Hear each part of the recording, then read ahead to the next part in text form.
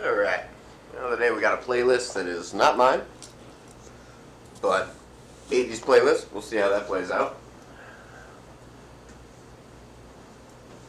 But, figure we'll start the day off right, put some balls in holes, hang out for a bit, wait for the Super Bowl.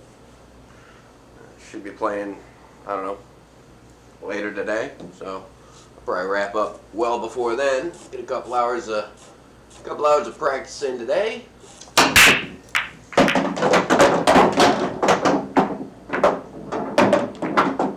And we're off to a good start.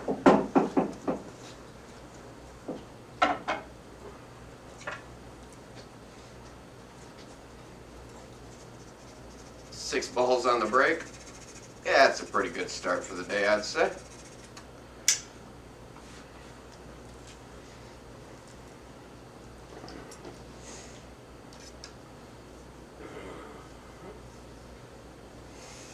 The top left, push past the 13. Well, yeah, a little bit of top left.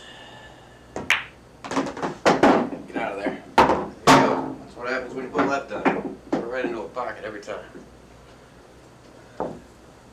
Don't do that.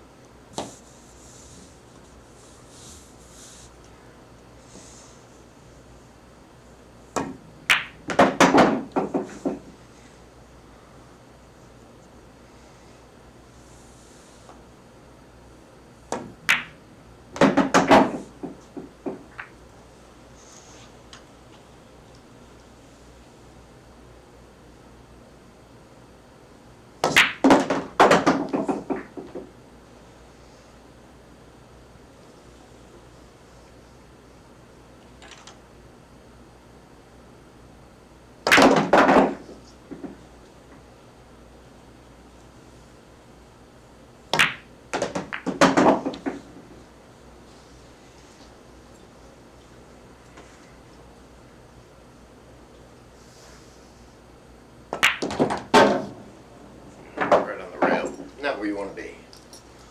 Hard to shoot off the rail like that.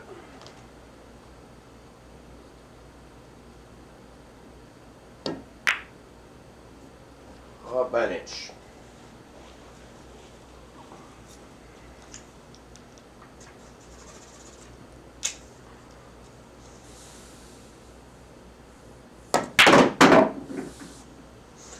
A lot more speed to end up over here.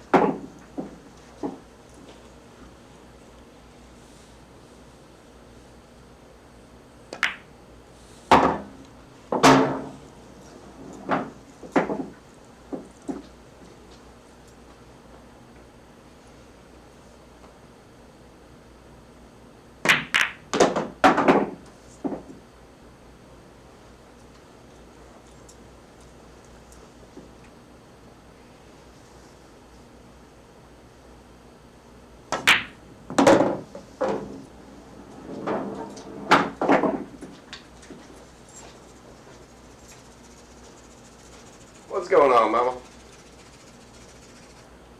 How you doing?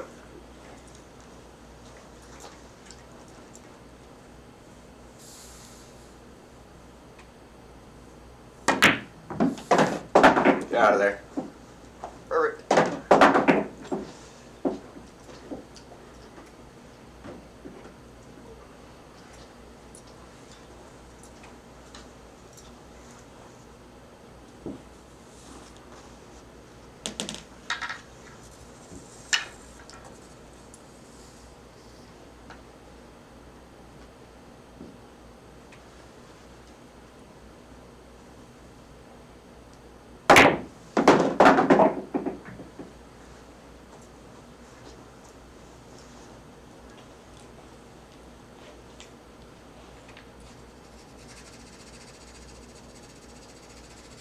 Oh yeah, yeah. I've been playing basically my entire life, so it's one of those things. I don't really walk through a whole lot of what I'm thinking or what I'm doing, but and I can, but it's probably wrong. But you know, I'm no pro. Playing a league, I'm getting ready for a tournament. I figure with some extra eyes on me, that might help with the pressure that comes along with tournament play. But yeah, it's pretty simple game. You put the balls in the holes. The difficult part is trying to put that ball where you need it to make the next ball in the hole. That's the hard part of it all. So yeah, it's one of those things. And we got an unexpected playlist today, so figured change up the music a little bit. And so far, I'm thinking that might change as well because it's about to put me to sleep. I just woke up and I'm already ready to go back to sleep with this stuff. So.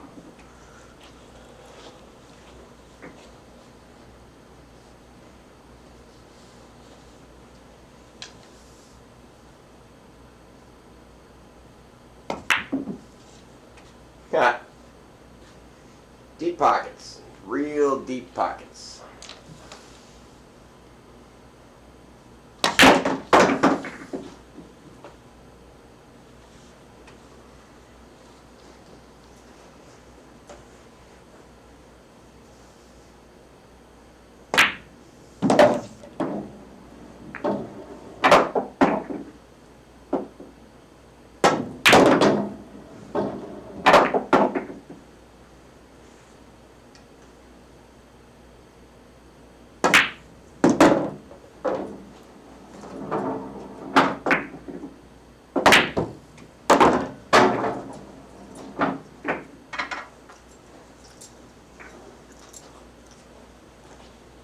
Oh yeah, yeah. Cue ball does basically whatever it wants. It doesn't matter. This is all brand new felt, brand new rails, so it's really fast, really slick.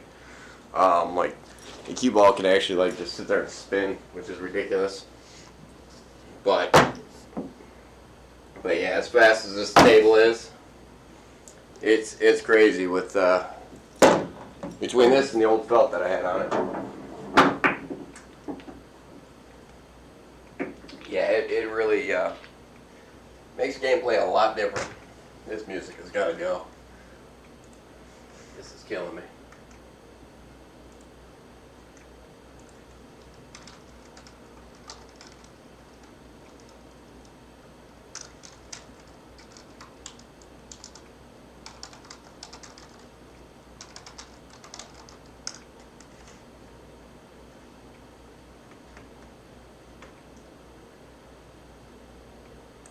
There we go. Now we're talking. So yeah, it's fun game.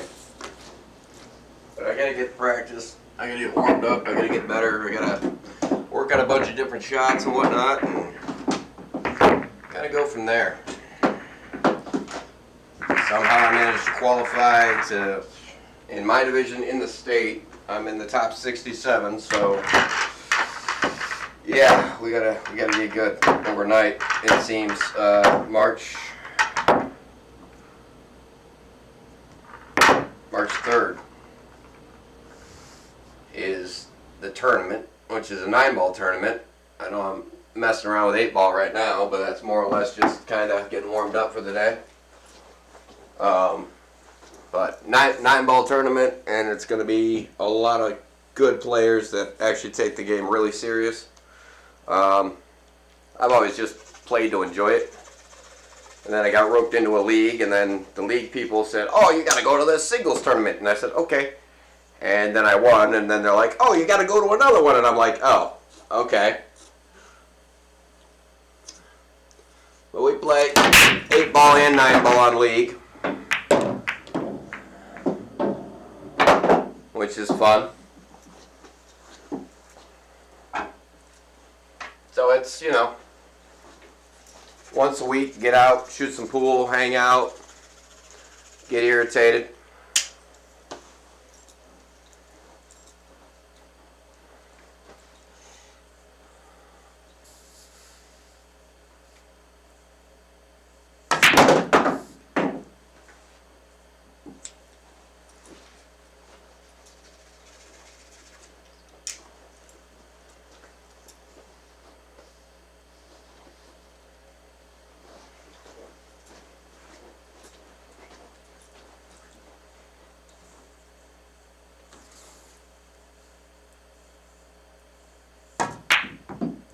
Rattled it. Deep pockets. Real deep pockets. Any other table, that probably would have dropped.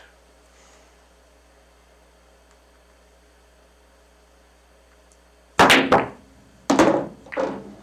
that's alright. I'd rather practice on tight pockets than go to a table that's got wider pockets. Be more accurate, be more on, a little bit more forgiving. And a whole lot more wins.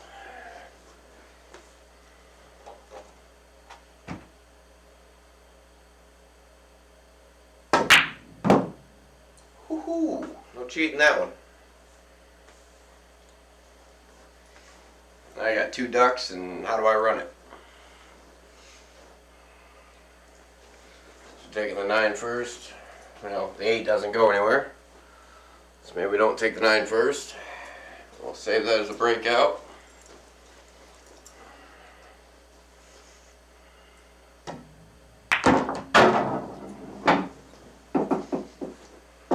Way too straight on that.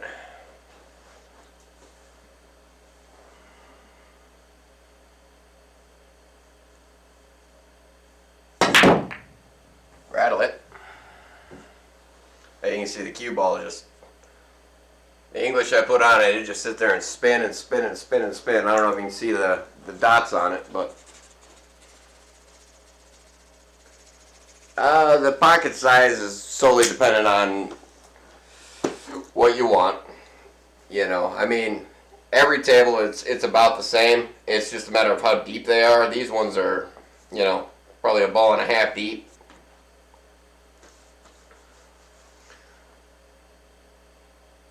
I don't know if that's table manufacturer. This is a Fisher, and I've honestly never heard of a Fisher prior to shooting on this one. Normally it's a Valley or something of that nature.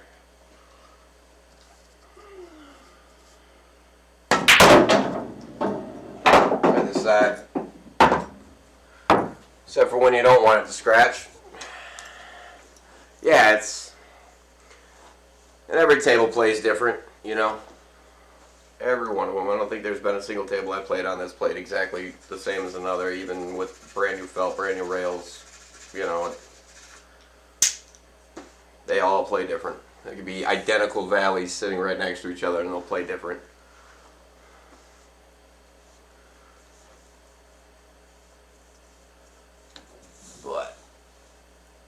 But this one, those side pockets, very unforgiving. It's just a weird table. I mean, it's one of a kind as far as how it plays and everything about that. It's just very strange.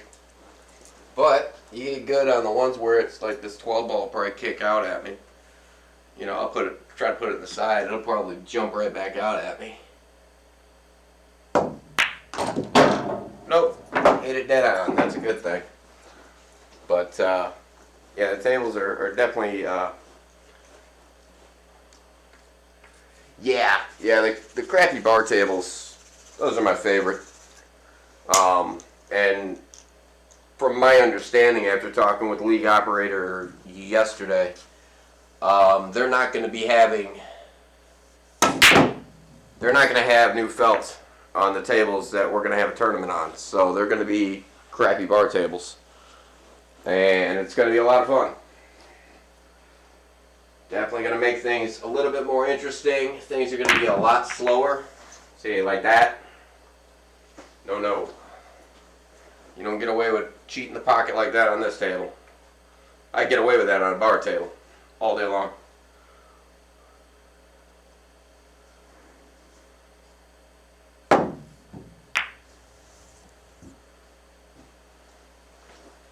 But this table, it's very difficult to play on this table, which is why I love practicing on it. It's very infuriating, very aggravating, but at the same time, it ultimately makes my game better. Like that should have went, but it just rattles. A little too much speed, that's all it takes. Gotta be real gentle on these pockets, real soft, just roll things in, which is not easy to do when you need to put any kind of English on it, any kind of spin. It's not easy at all. Makes it very difficult. Like this, I gotta hit pretty medium speed to hit the back rail after hitting the 2, pull this rail, and come back out somewhere in this area for the 7 in the same pocket. If I hit it too hard and grab that corner, grab the edge too hard, it's not going to drop, you know. So it's, even if I took the 7, which I could probably take the 7 now, even if I take the 7, if I hit it too hard, it's going to grab that inside, it's going to throw it right back out, just like it just did. So speed is, or do something like that, where you just completely screw it up. Yeah, low speed is probably the most difficult thing. You get on a fast table like this, and then you don't know where the cue ball's going. You know, you can hit it as soft as you want, but where's the cue ball going to end up, you know? On the old bar boxes, you know, something that's worn in, I can pretty much tell where it's going to go. On this one, it's a little bit different. You know, like, I didn't expect that speed to go that far. I expected it to die up here. But, you know, it's things like that you just got to kind of take into account for. And then, you know, just kind of figure it out. But there's a lot of tables out there that are old and worn in and still slickered and shit, which makes it kind of difficult to read just by a look. You got to get on it, feel out how it plays, and then just go from there. But that's, you know, that was like a medium speed shot. It went all the way down table and back, so it's dialing back my speed has been a trick. And this is new felt as of last weekend, so it's been about a week now of new felt. It'll be old felt soon enough, but yeah, it's one of those things where you just gotta get a feel for it and kind of adjust. But I'd rather go from shooting on something like this where it's, you know, 100 miles an hour and then have to, you know, speed up a little bit on an old dead bar table.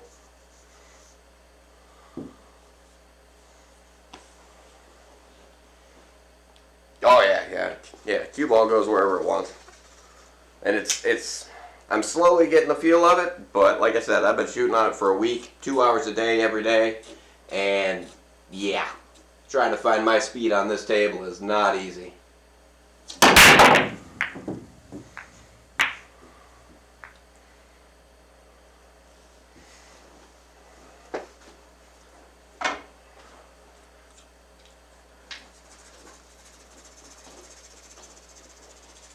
And then we'll end up at the tournament, and it'll be a completely different speed. It'll be a lot slower or just as fast. It's hard telling. They might have one table that just got refelted. They might have one that, that hasn't been felted in 3 years. So I don't know what to expect really. All I can do is kind of prepare myself and practice a little bit and, just make my stroke get as comfortable with my stroke as I can and get as comfortable with, just my stance, my positioning, and my stroke primarily. If my stroke does what I need it to, then it doesn't matter what table I'm on. But lately I've been having a hell of a time with my stroke. Speed, didn't expect it to hit the 13 so much, but it did.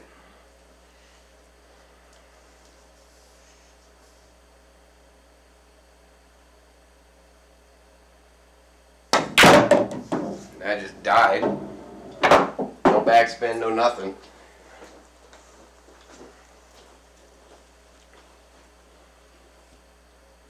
Oh no, I just started like a week ago. A little over a week ago. Just a little bit over a week ago I started streaming just because I figure, alright, there'll be, people to talk to. Number one, it's a distraction. Because you get a lot of distractions when you're at tournament in that league. So I figure, alright, we'll add that, because just sitting here with nobody around isn't very distracting. It's not very...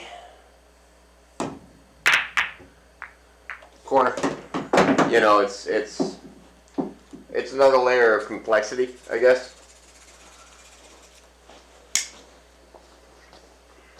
And kind of, I don't know, it kind of eases the mind, but at the same time, I was at another competition, the original competition that I went to that I qualified at, and there was a lot of eyeballs, and just having eyeballs on you and knowing that there's people watching makes it, a little bit more nervous. Hey, thanks, Mopar. What's going on, man? So it makes you a little bit,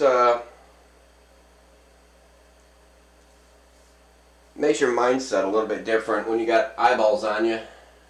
And of course, one of the greatest pool players ever, Earl Strickland. He's one of those guys. He'll get to the table and he'll really get into it with, the fans and the commentators, and he got in with everybody. So, that's cool. Appreciate it.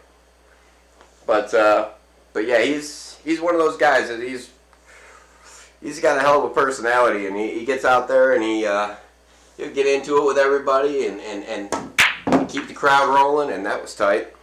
And he'll keep talking while he's shooting and whatnot, which I always thought that was hilarious. You got everybody out there being all serious and quiet, and then you get Earl out there and he's just, hey, what's going on?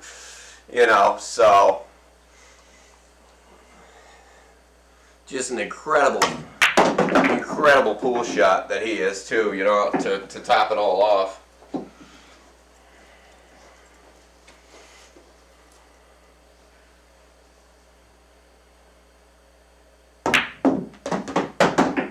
That one didn't want to go. Well, that rolled about that much past where I was expecting it to stop. Oh, he's great. I don't know if you've ever watched Earl, but back in the 90s when I first found him and seen him on TV, I couldn't believe it. He had brought a whole new aspect to the game of just like, you don't have to be just 100% focused on what you're doing. Like you can get involved with people. You can get involved with the refs, the crowd, You can sit there and have a conversation with yourself for all it matters, and he's proved that time and time again. Which is hilarious, some of the conversations that he has while he's at the table. Whenever they've got him mic'd up, I make sure that I'm watching because it's hilarious.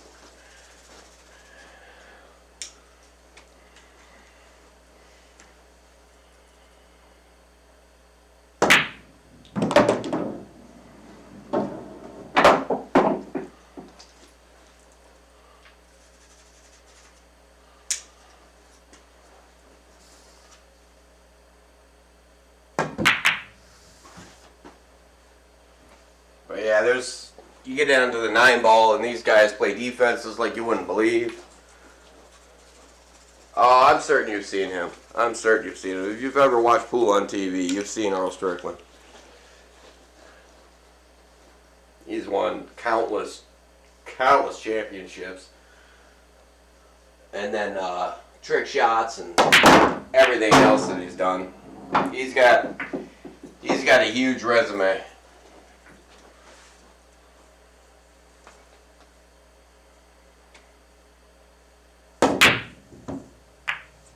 Nope. Not at all. But yeah, so this is going to be a 9-ball tournament, which is going to be tricky. Because 9-ball is a lot of hooking.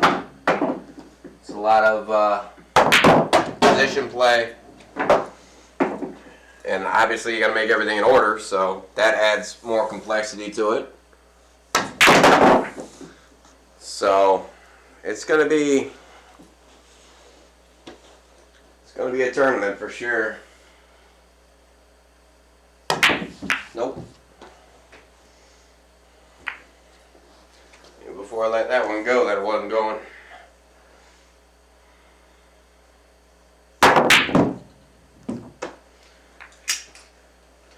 Speed.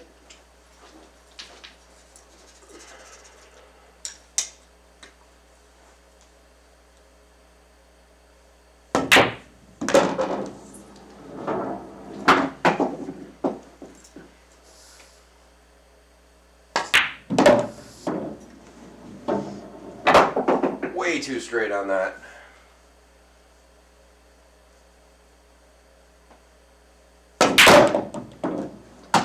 And none of my draw is grabbing today, so I'm not hitting nearly low enough. Oh, no TV? Oh, sorry to hear that. Well, not really.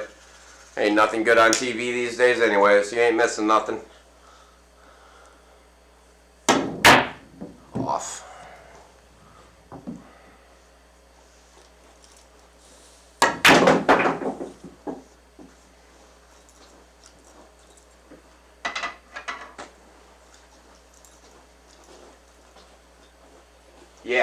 Yeah. You pay $220 a month for what? You know, for ads and 10 minutes worth of programming.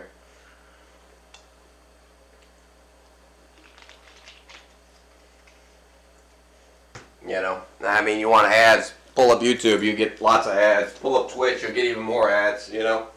Like everything's got ads anymore. That was the whole purpose of cable TV, was so then you didn't have ads. That's what you were paying for. You were paying so you didn't have the ad slots. And they said, wait, that doesn't make sense. We can make more money. We can make you watch ads on top of paying us. Ha ha ha. And they pulled the bait and switch and got away with it. And that's where we're at today with today's TV. Well, cable TV, satellite TV, whatever TV you got to pay for. Yeah, that was probably the most fraudulent thing that has ever happened, and was the pivoting point of the collapse of this entire, I don't know what you call it, economic business strategy, I guess. I don't know, but yeah, when they decided that was acceptable to pull a bait and switch like that, everybody followed suit. Everybody joined in. Everybody jumped on that bandwagon, and hell, even what is it? The Prime TV and all that stuff. Even they're doing it. You know what I mean? I don't know if Prime's doing it, but your subscription nonsense. You know, you're paying the subscription and they're still shoving ads down your throat. So, you know, all your streaming services. So it's like, for why? You know, like, how greedy can you get? You know, why not just, you know, settle for what you got? But all of them. Yeah, all of them. You know, for why? You know, I mean, it's just sheer greed. You know, that's not in capitalism anymore. That's just thieving.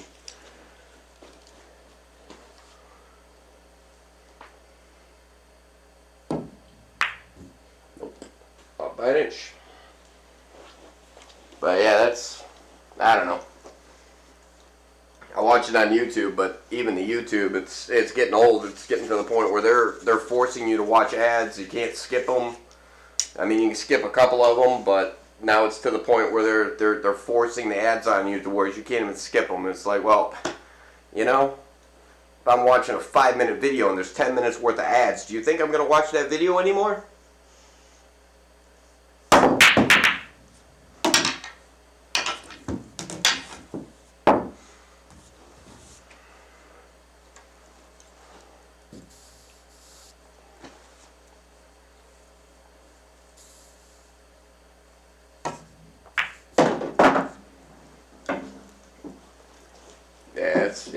That's one of those things that just, they need to figure out a new business strategy, and people need to actually stand up and say, okay, enough is enough. You know, if you tell me that I pay you so that I don't have to deal with ads, and then you shove ads down my throat, you're lying to me. Enough is enough.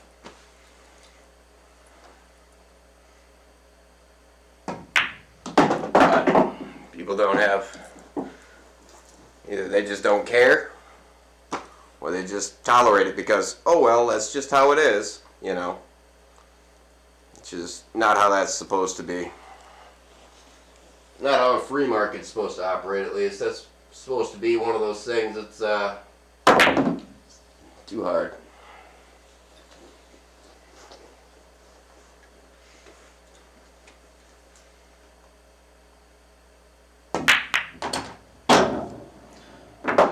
Other ball? Other ball would have been the right option there.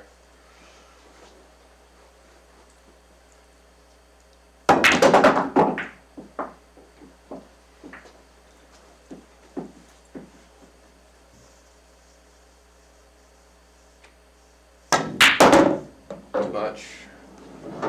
Very defensive now.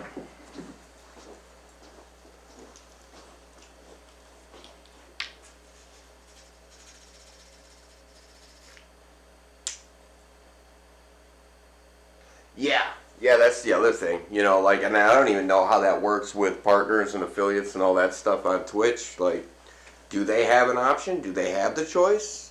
Do they have to run ads? And more so, is it actually beneficial? I mean, are they actually making any significant amount of money? They have the choice? Okay. Because there's a lot of streamers I know that they're just like, oh, we got an ad break. And it's like, well, for what? Like, are you generating that much revenue? You know, like, up to 13?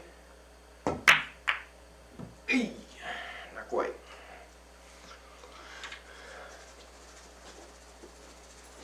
Sorry, the monitor is 10 feet away from the table.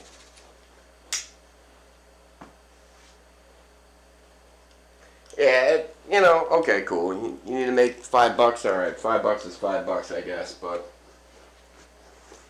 my favorite is when I'm in a stream and you ask a question, and just as the streamer starts to answer your technical question that has a long, in-depth, detailed answer, here's an ad. Like, okay, cool.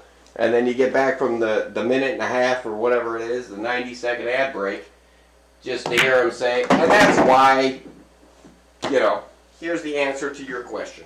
And it's like, cool, I just missed the entire answer. Never mind. You know, it kind of makes the viewer feel like, you know, they're not important, you know. So, and I know they got tools for it and stuff, plugins or whatever. Yeah, the timer notification, yeah, plugin type deal.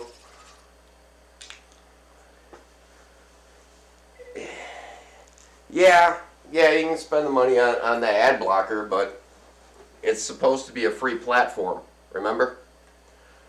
We're back to the, hey, this is a free platform, however, you have to spend money in order to use it properly. You know? So, at which point, it's no longer a free platform, it's a free platform that gives you a partial solution to what you are looking for. Which is kind of infuriating, you know. Once again, falls along the lines of, you know, false advertising. You know, if it's supposed to be a free platform and you're shoving ads down my throat there was one streamer I was watching, and he ran an ad literally every 5 minutes. For every 5 minutes of stream, there was a 2-minute ad. I was like, yep, this is worse than television. I'm done watching you now. You know, and yeah, you can subscribe and all that and throw your money at them and all that good stuff, but at the same time, it's supposed to be free.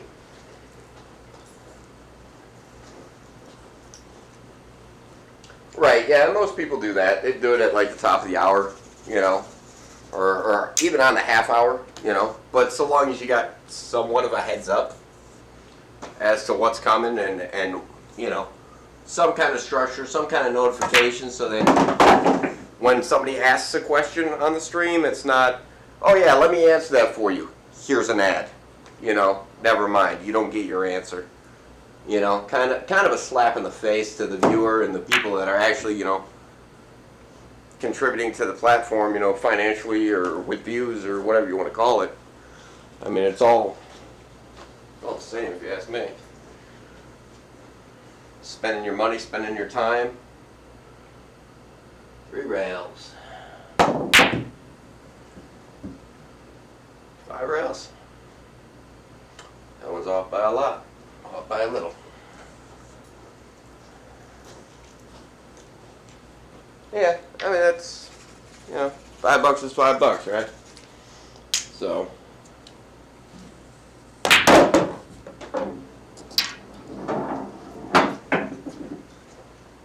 That's not why I'm here. I don't think I'll ever roll ads. Even if I hit partner, even if I, you know what I mean? Like, even if I get all the way up there.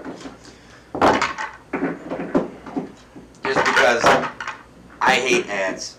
I absolutely despise ads. You know, 90% of the time they're not geared towards any of my interests. You know, I don't care about your nail, your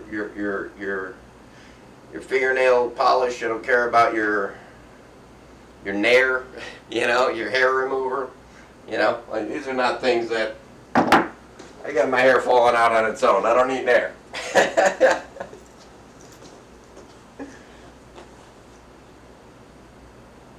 Yeah, that's another thing, you know, find the people that actually want to stick around and, you know, tolerate it, you know, but for me, nah, it's a hobby, you know, streaming's a hobby. And everybody I've ever known that streamed as a hobby and not as a source of income actually made more from not rolling ads just because people were grateful that there wasn't ads. You get more subscribers and everything else. It's just, it's crazy. Just the scratch. Just the mindset behind all of it. The different tactics.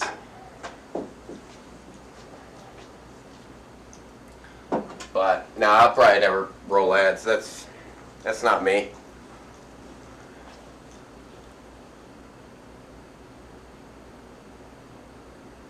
I teach quilting, so it's so important that I know when to shut up. Yeah, exactly. You know, like when it's something that's, you know, informational or instructional, you know, and all of a sudden, oh, by the way, here's an ad. So you missed out on steps 4, 5, and 6. You know, like, oh my gosh. Yeah. Yeah, something like that I could definitely see being very important to not miss that, you know, and make sure that everybody's on the same page and everybody knows what's going on. Because, I mean, how infuriating would that be? You know, you're in the middle of doing something and then, oh, by the way, you just missed 3 steps because an ad rolled? Like, that ain't helping nothing. That ain't helping nobody. Let's take the 14 first. Nope, we're not taking the 14 first. We're going to think about it instead.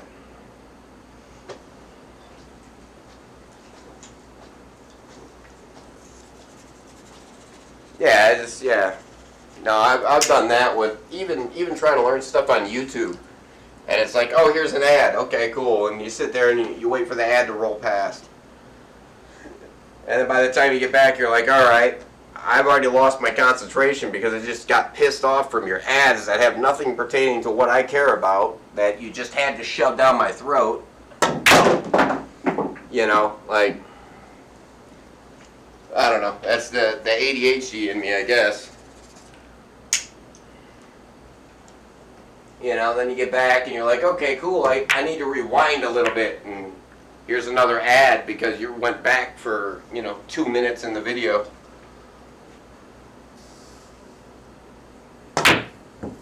Off by an inch, off by a mile.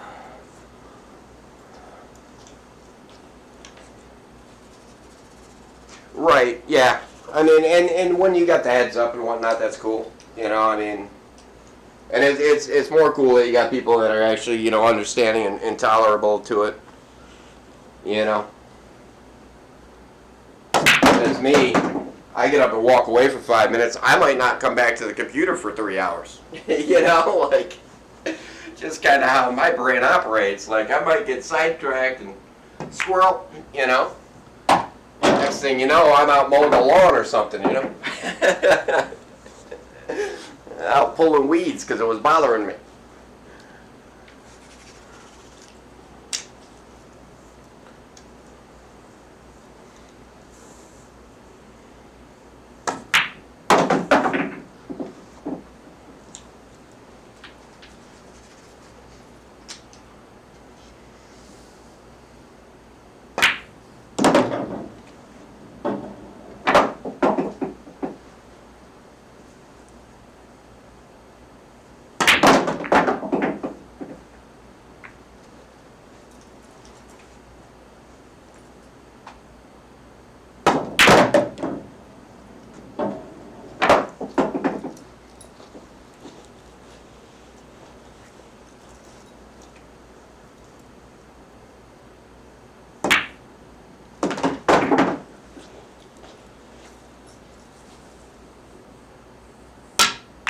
Like, stroke matters.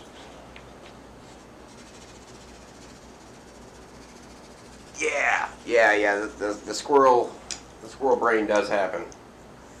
I get it quite often. If I don't force myself to do something, that's another reason why I started streaming shooting pool, was because I'll shoot me a rack or two, and then I'm like, oh, look over here, and then I don't make it back to the table for the rest of the day, a couple days, a week, which you can't be doing that when you got a tournament coming up. You gotta put in the time, gotta put in the work.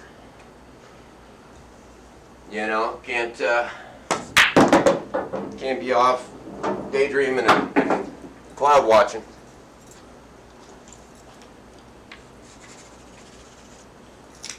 So, as exciting as it is to watch me sit here and miss 100 times in a row, it's kind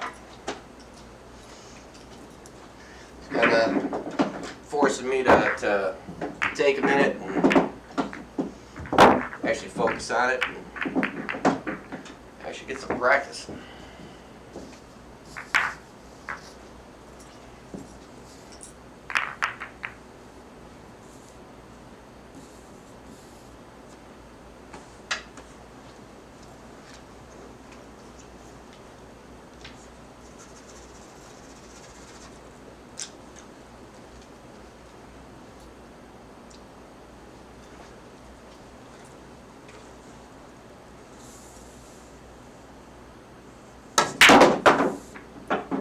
Too much.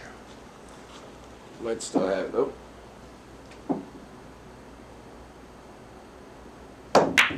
Nope. No.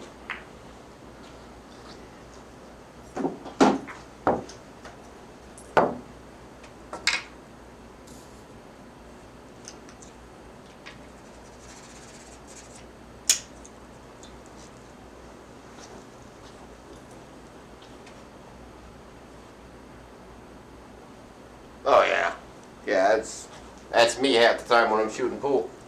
I'll be like, yeah, I want to do this, and then that's not what I wanted.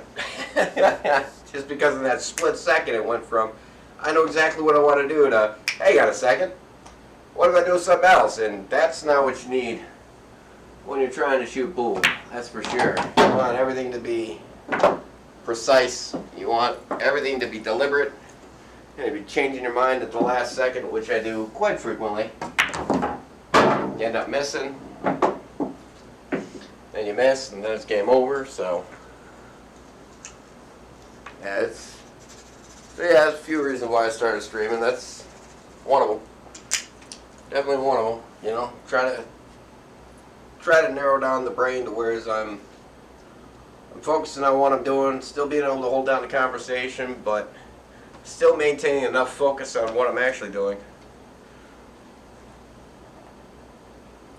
Like I said, I don't have a clue as to how this tournament is going to be structured or organized or anything, so it's going to be a learning experience all the way around. That is way too thin on the 6. That sucks.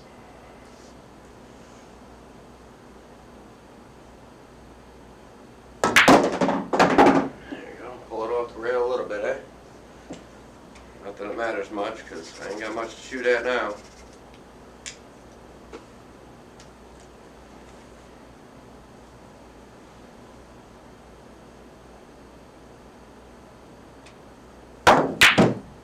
Rattle it.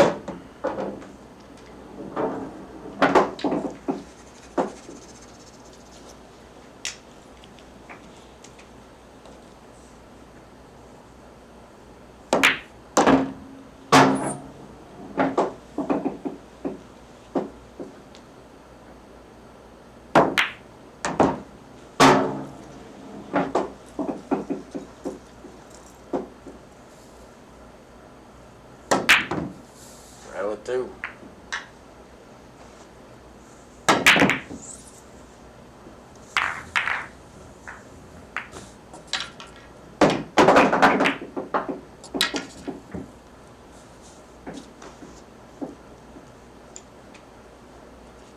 March 3rd. So a couple weeks away. A couple weeks, and then and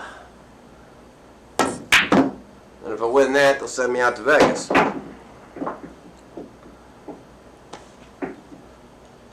So that ought to be fun. First you gotta win though. But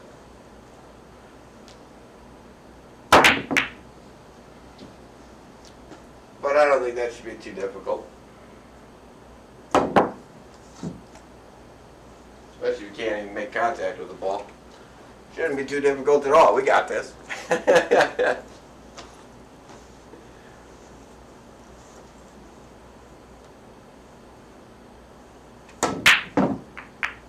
Oh, these pockets are aggravating the hell out of me already. So many rattles that all should have dropped. Not hitting it with hardly any speed, barely cheating them. You can't even cheat them. So, makes the game a lot more difficult when you gotta be directly in the middle of the hole and you can't use the rail even on the inside pocket, inside the rail. You know what I mean? Like inside the pocket, you can't use that because it won't go in.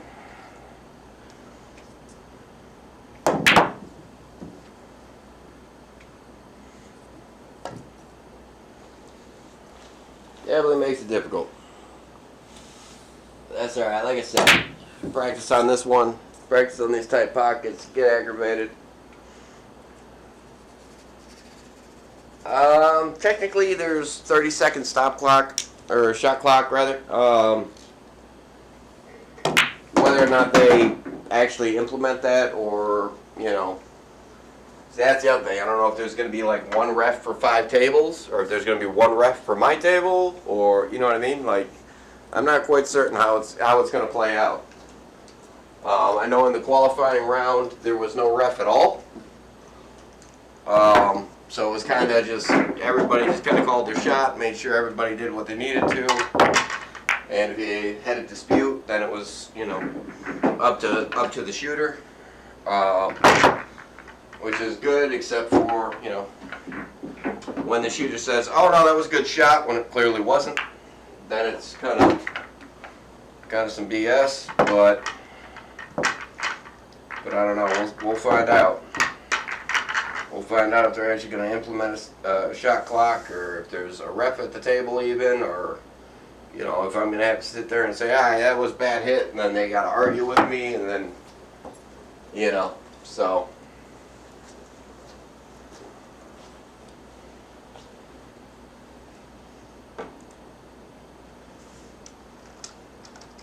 Okay, this is a 10-minute track of I don't care to listen to that anymore.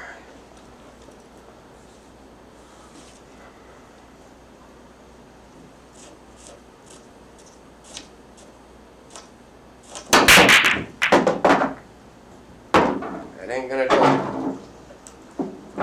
Ain't gonna do it.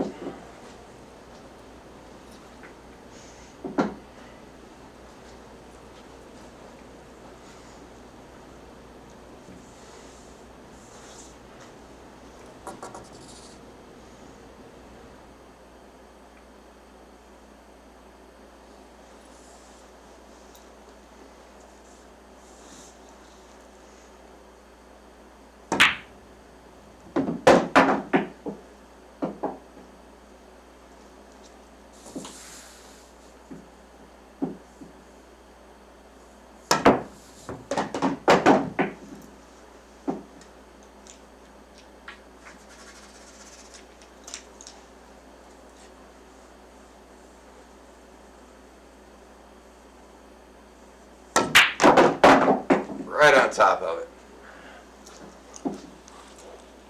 Fuck. But one spot I didn't want to be. Right on top of a ball.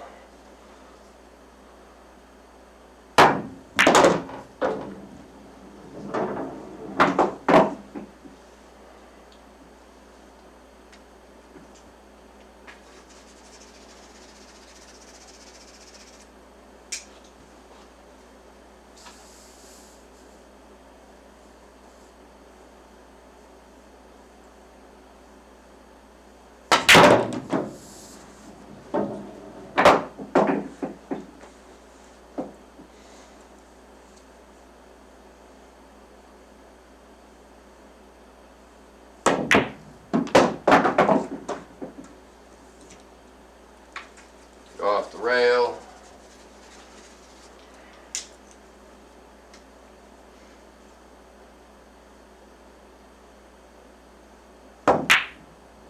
Off the rail.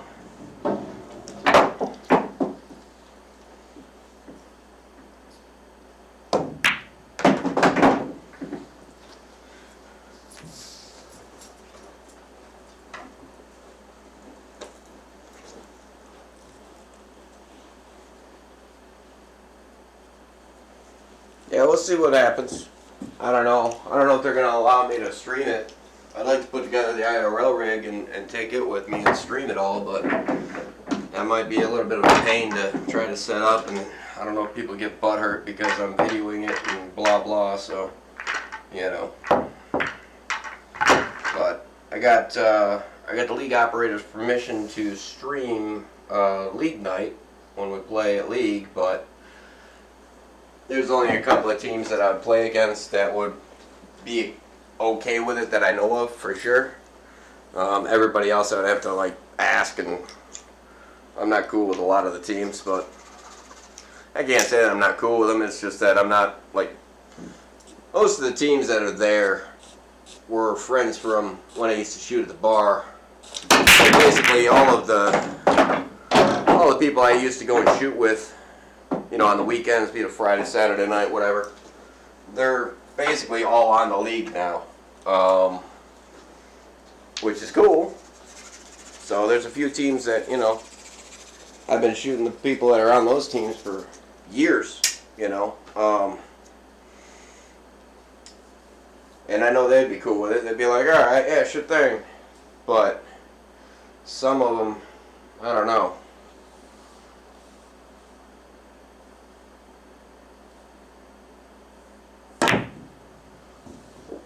Nope, not like that. I'm surprised I didn't scratch.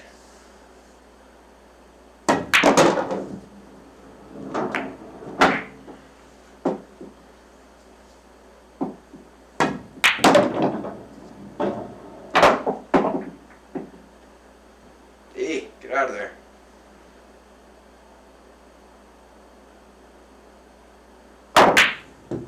Nope. Way off.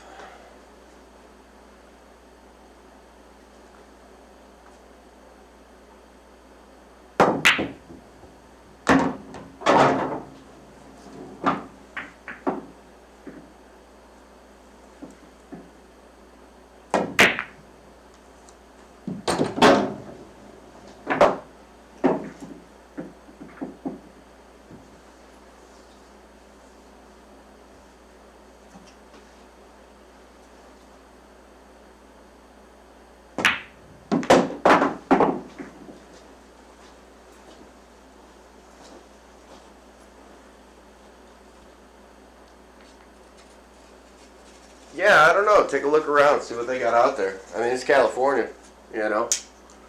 I mean, it'd probably be an hour hike one way to find somewhere to shoot at, but you know, depending on how much you want to play and how much is worth it to you, might be. I drive anywhere from 25 to 45 minutes. Whoops, that missed. 25 to 45 minutes for just a weekly league, so, you know. And then this tournament is going to be, it's going to be held in over an hour away from me. So, and if it's going to be an all-weekend event, which I still don't know if it's going to be a 2-day or a 3-day or just a 1-day event, yeah, I might end up just getting a hotel room because I don't feel like making the commute.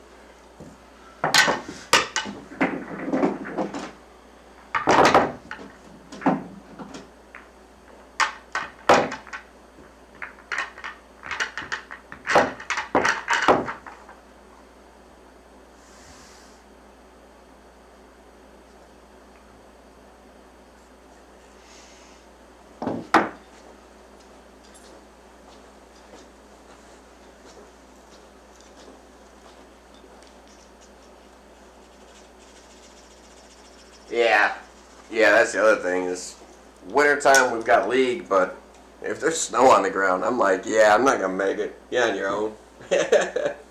You know, we get too much, though, you know. 'Cause I'm over in Michigan, so we catch all the lake effect snow and everything else from the Great Lakes. So it can get pretty hairy out there. And if it's like that, I'm not going to be there. Yeah, on your own.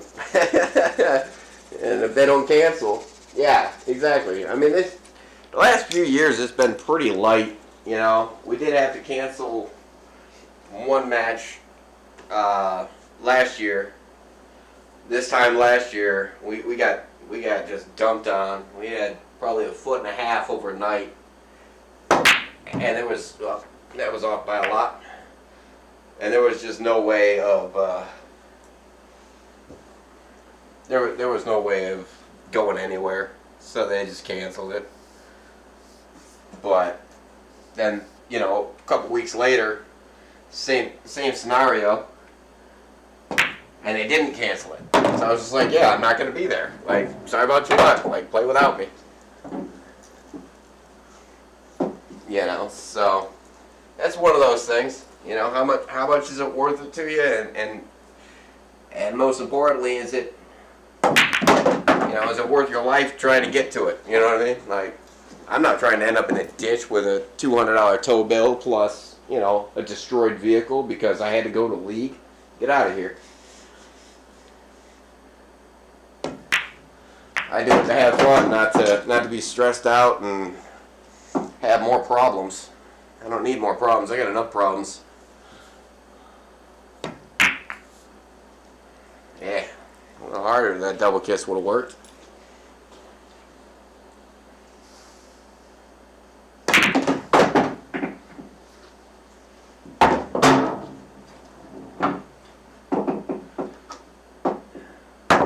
That's the other thing about this league is it doesn't matter who makes the 9-ball. It's point driven. So yeah, Yeah, no, I'm not. Yeah, no, no. I'll no, no. I've come to learn that, just because somebody wants me to be somewhere, or somebody needs me to be here, or there, or whatever, I've come to the realization that they want you to jump off a cliff because they need you to. And I've also come to the realization that, no, I'll decide what I'm going to do, not you. So...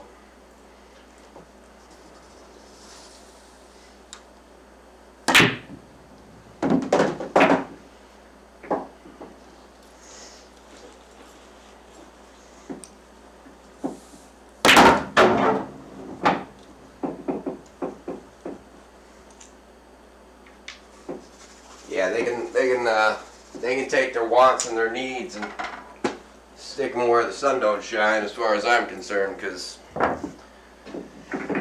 everybody needs something from you, and everybody wants something from you, and everybody demands something from you without taking a step back and assessing the situation to determine whether or not,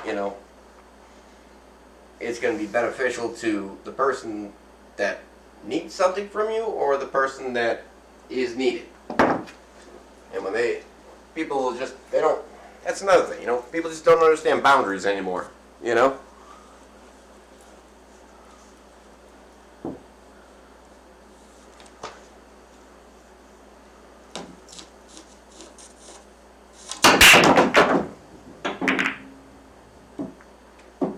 Ooh, what a heck of a break that was.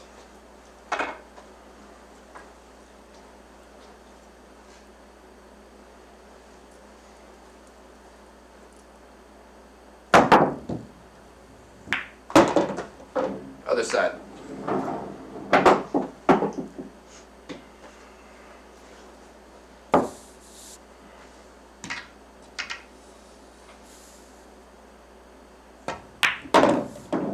Oh, perfect. That's right where you wanted to end up.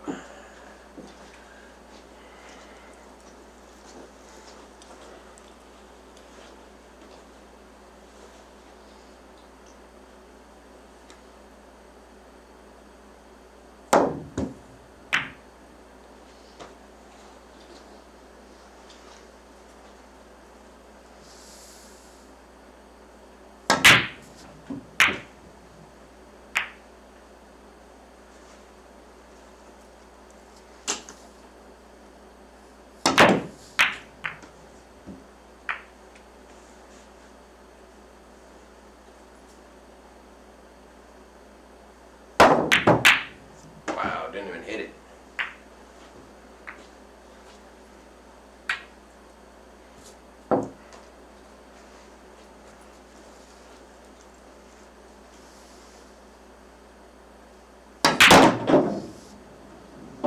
Get out.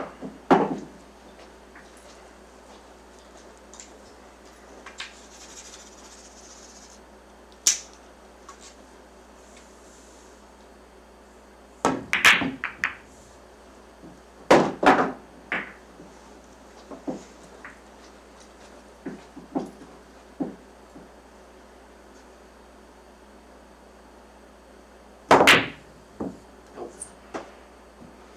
By an inch, up by a mile.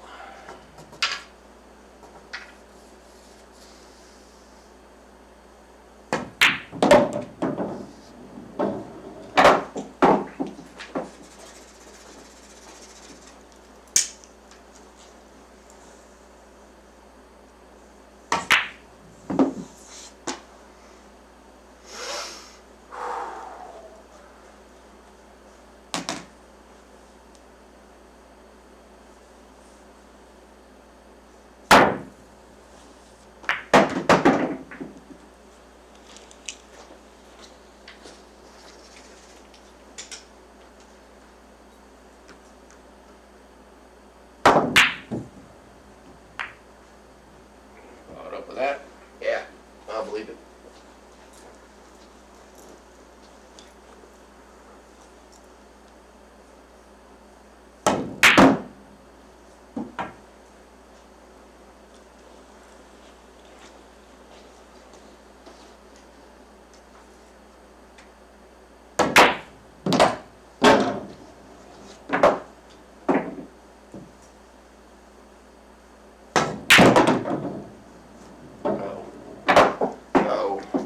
right on the pillar. Pretty close to it. Perfect.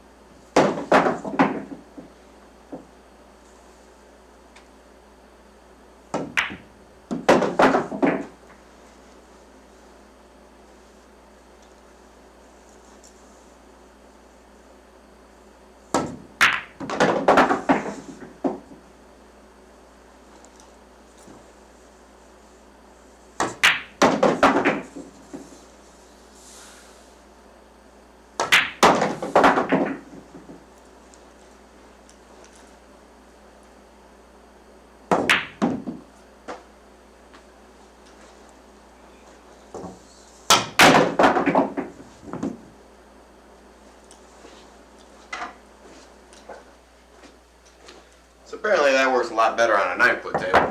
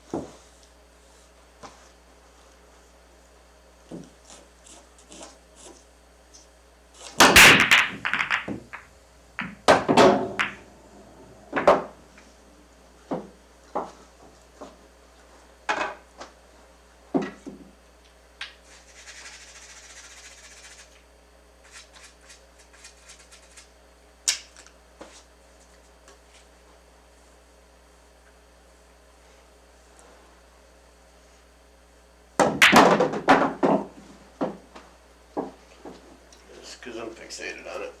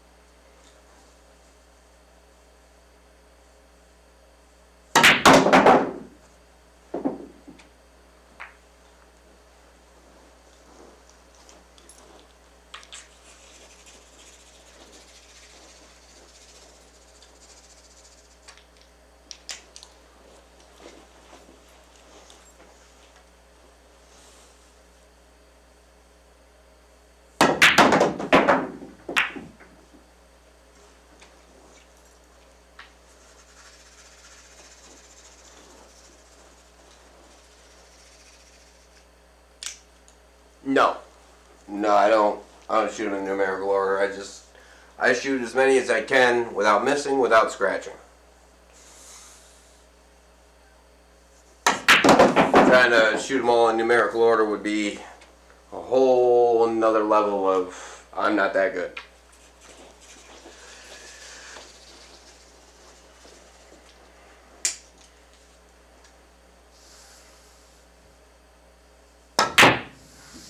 Missed. Yeah, trying to make 15 balls without missing or scratching is more than difficult enough for me.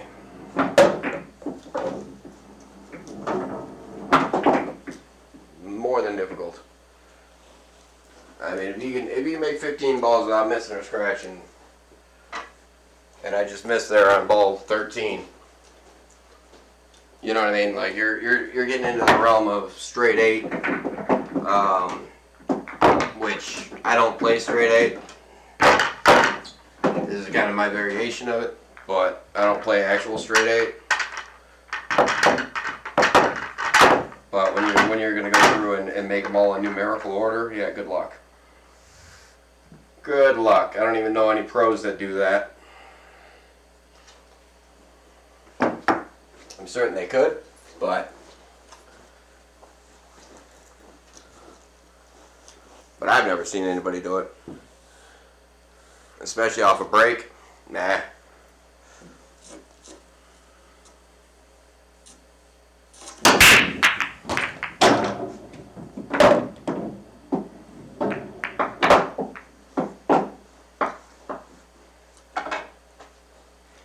Nope, I just shoot as many as I possibly can without scratching, without missing. And it kind of gives me a feel for, you know, where I want to end up, how I've shot it, what I screwed up, what I should have done better. You know. It's like the 3, I can make the 3, roll it forward, that leaves me with the 4, the 13, the 10, the 1. So I got options with the 3. 7 pigeonholes me because then I've got the 10 or the 9 and I have to make either of those. I got the 1 or the 15. So kind of run it a different way, but then I still got this big cluster down here. But come forward a little bit and screw it up yourself, and then, you know, and it doesn't matter. You can do whatever. I still got the 13.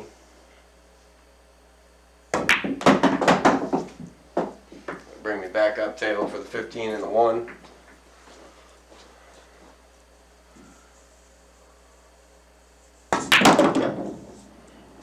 Bring it back down to the middle of the table, so then I got options. Because the 9 is going to be a problem ball now, with the 10 right on it. Then I kind of look at, you know, what can I use to break it out. I Like I could use the one to break it out right now. If it would grab the English that I put on it.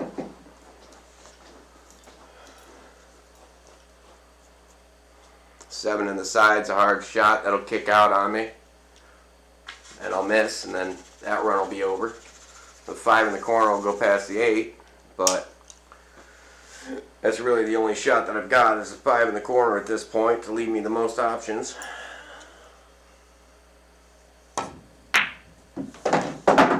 Get off the 8 so I can have a look on the 4, but not really. So now I got the 2 or the 10. Take the 10 in the corner.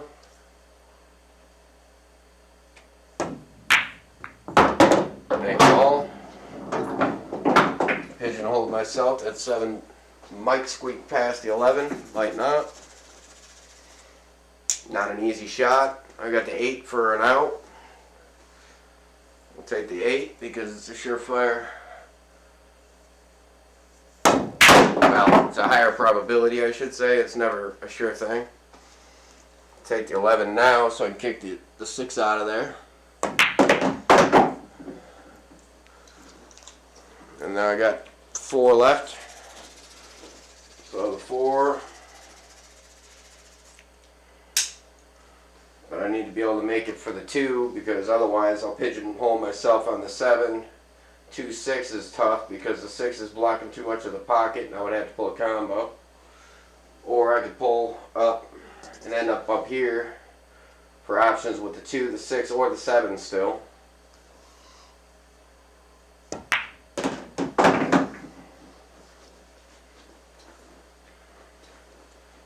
Now we've got options. Those options are getting more and more thin. So take the 6 in the corner, 2 in the side over here, roll up for the 7 in the corner, and that'll be this rack.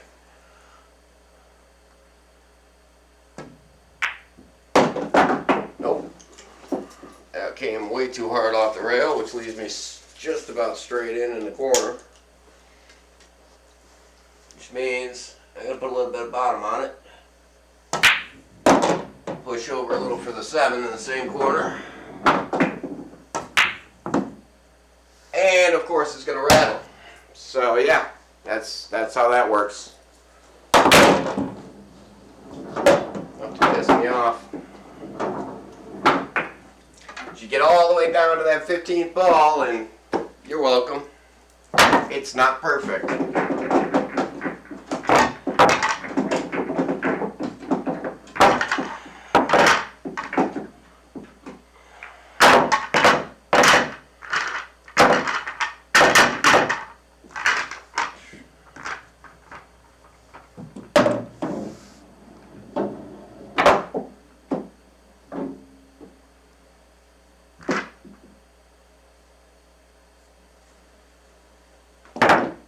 So yeah, I almost ran out of 15 balls without missing or scratching.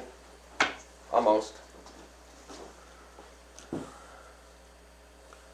Yep, and that's the infuriating part of it because that should have went. On any other table, that little bit of a cheat would have made it. On this table, not so much.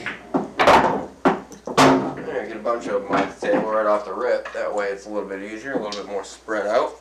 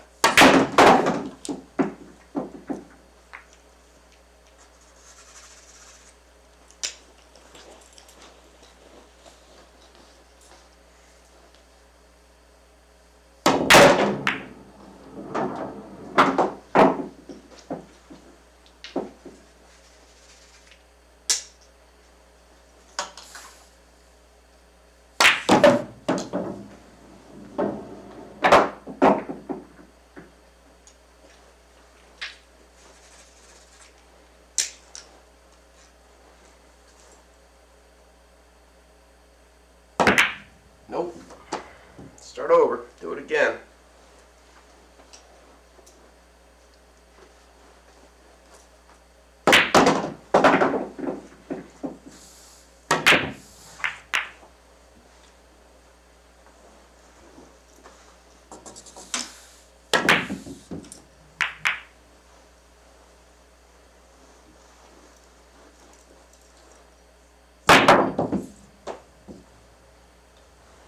No, it'll throw off everything.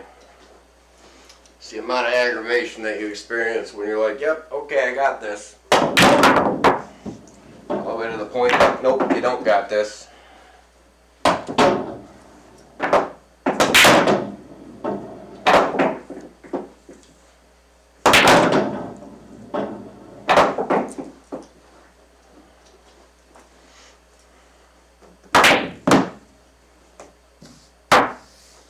I'm gonna widen that pocket out though, I tell you that much.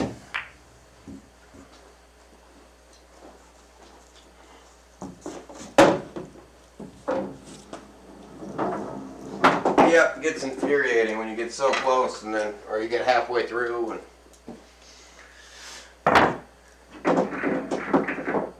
But that right there is a whole lot of match play for you.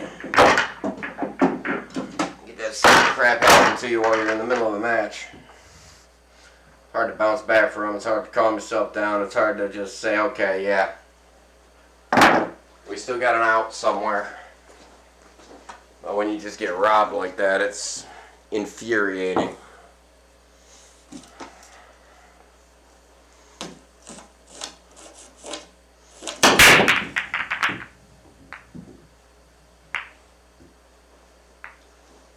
Cue ball just spinning.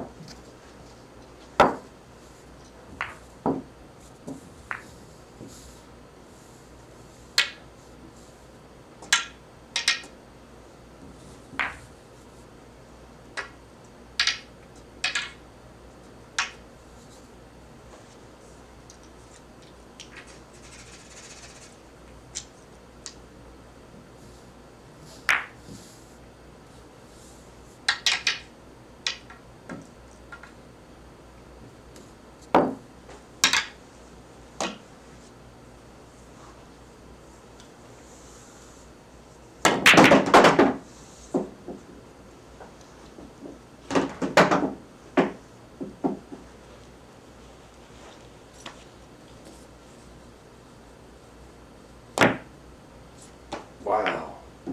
That's pretty.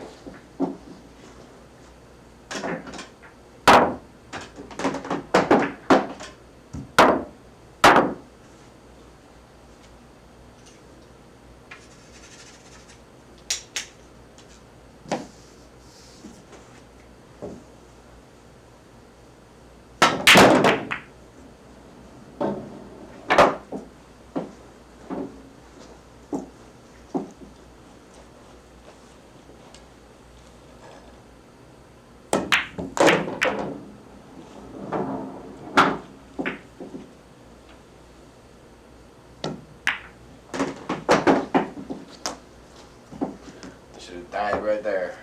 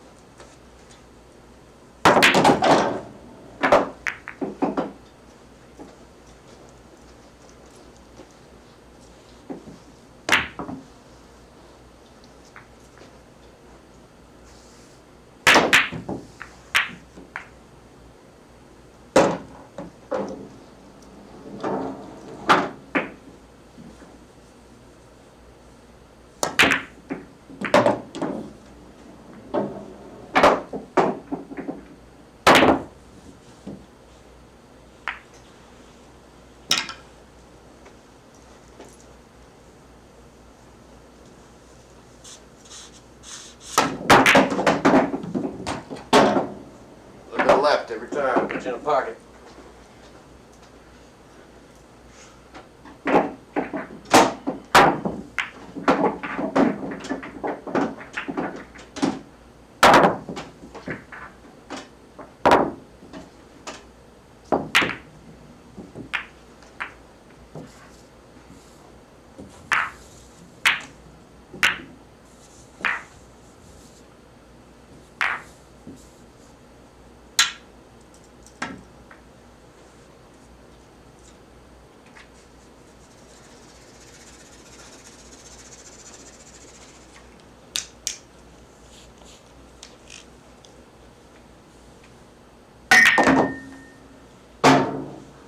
Obstacle.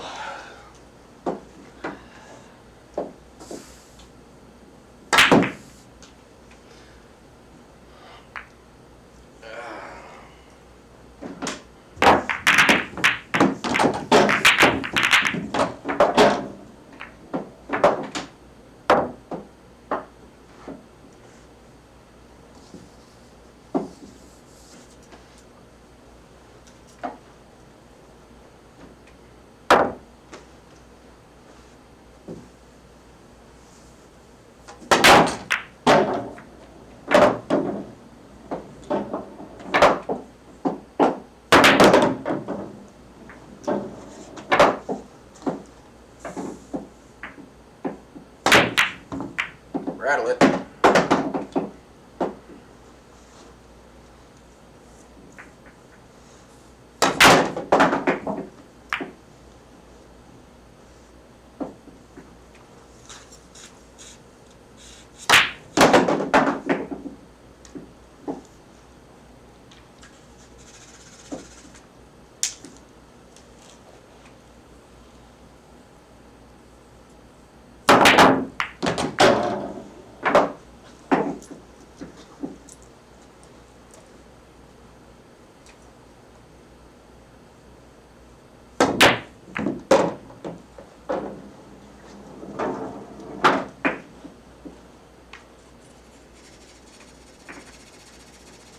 Oh yeah, yeah. It takes a while to get warmed up. I mean, but even so, that's an obstacle right in my way. Still made it. Yeah, it takes a while to get warmed up. It takes a while to get dialed in. It takes a while to find your speed. Normally about, I don't know, it's about an hour and a half, 2 hours in is about the time that I just get I've had enough, you know. But it's also when I start looking at the table and I start thinking, you know, that'll go.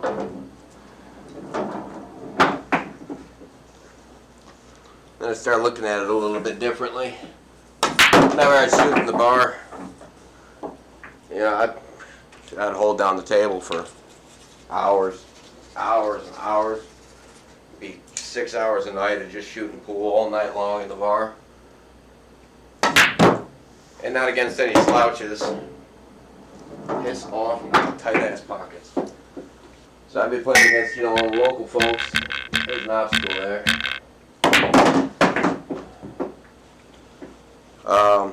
But yeah, I'd play against all those guys, and I'd hold the table for hours.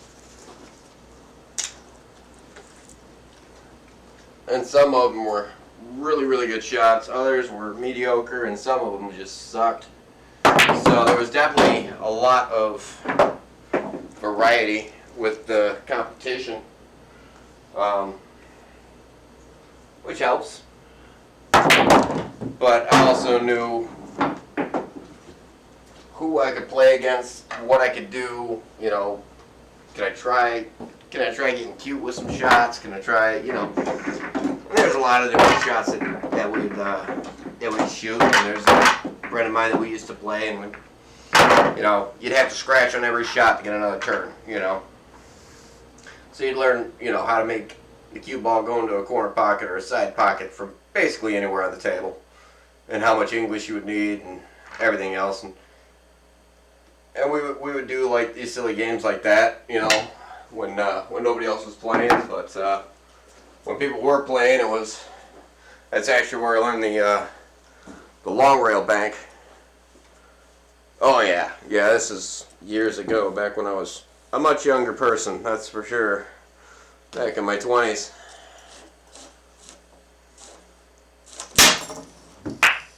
Hey, that sounded fantastic. Let's, you know, let's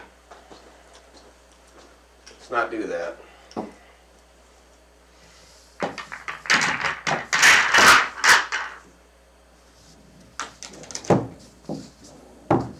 Alright, come on now. Thank you.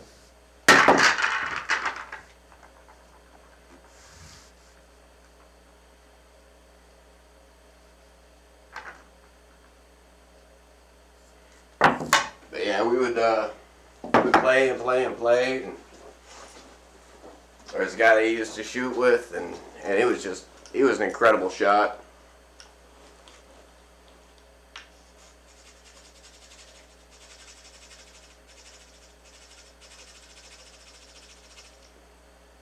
Oh no.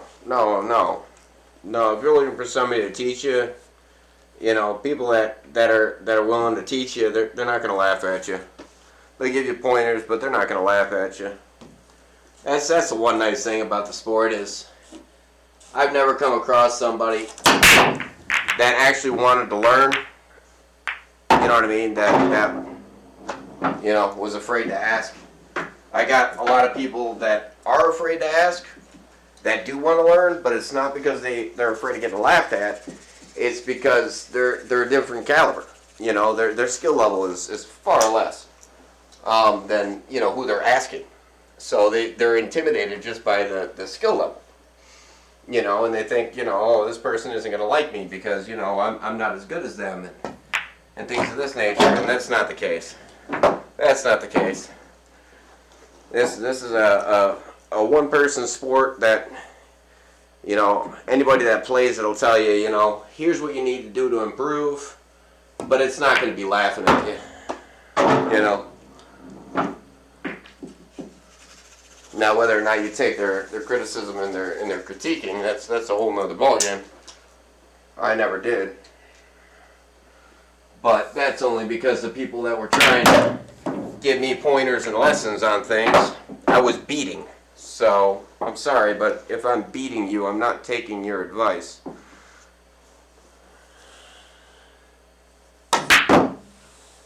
Man, these pockets are tight. Just a little bit of spin on there. And it just throws it right off there and you can't cheat it.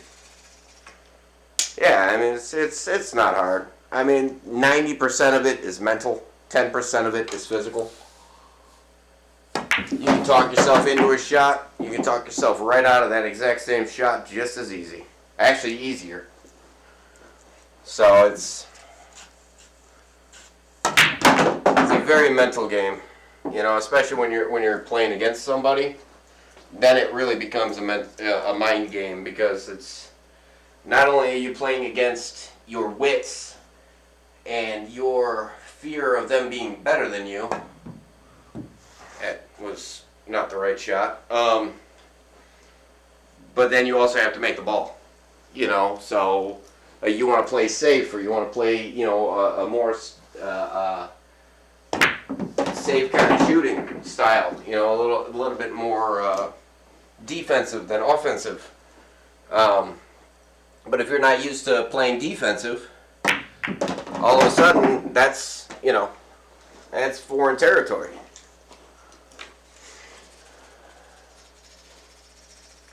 Well, I mean, but that's, you know, going into it, you need to understand that nobody was born knowing how to do this kind of thing. You know, nobody was born knowing how to read. Nobody was born knowing how to read a table. You know, nobody was born, you know, nobody was born being able to do geometry. You know, so it's kind of one of those things where it's like, so long as you know what you're trying to accomplish, and your brain is, you know, up to speed with what you're trying to accomplish and not fighting you the whole time. So I've had people like that. Oh, well, cross bank that 15. Well, I can't do that. Well, you just talked yourself out of the shot. You know, like you just convinced yourself that that ball doesn't go over there, even though it does. Whether or not you scratch is a whole nother story, but the ball goes. You know, and then just kind of getting a feel for that. But the best way that I learned was just getting on the table and doing exactly what I do here. Get on the table, see how many balls you can run, you know, before you get aggravated.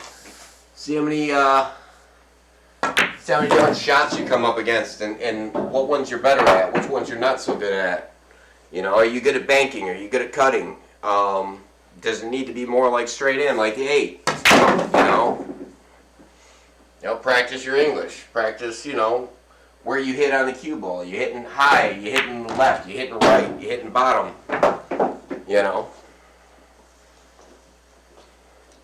I mean, it's you know, I mean, the more you do it, the more familiar you become with it, the more your brain ends up getting in the way, sadly. You know, it just, for me, I'm sitting here trying to get better with things, and realistically, I just need to shut my brain off and quit thinking about it and just do it. You know, I've been playing pool for 35 years. Started when I was 5. Thereabouts. Barely able to see over the pool table, you know. Shooting with a stick over my shoulder. You know, and a lot of it I learned along the way as to what you got to do, what not to do. But a lot, the majority of it though, I would say, is getting on a table and hit the balls. You know, the more comfortable you become with that, the more you're going to see shots like this. You know, you see the 12 in the side, or the 4 in the corner, or off the rail, make the 3 in the corner, bring the cue ball around a couple of rails. Like, you start kind of seeing what things do and how to do it. You know, executing is a little bit more complex, but you can do it. You know, there you go. I came off the rail, hit that cluster, and went straight in the corner pocket. You know, did I see it going in the corner pocket? No. Nope, I figured it would pull 2 rails and come out here and leave me sitting pretty for the 5 or the 12 on the side. Is that what happened? No.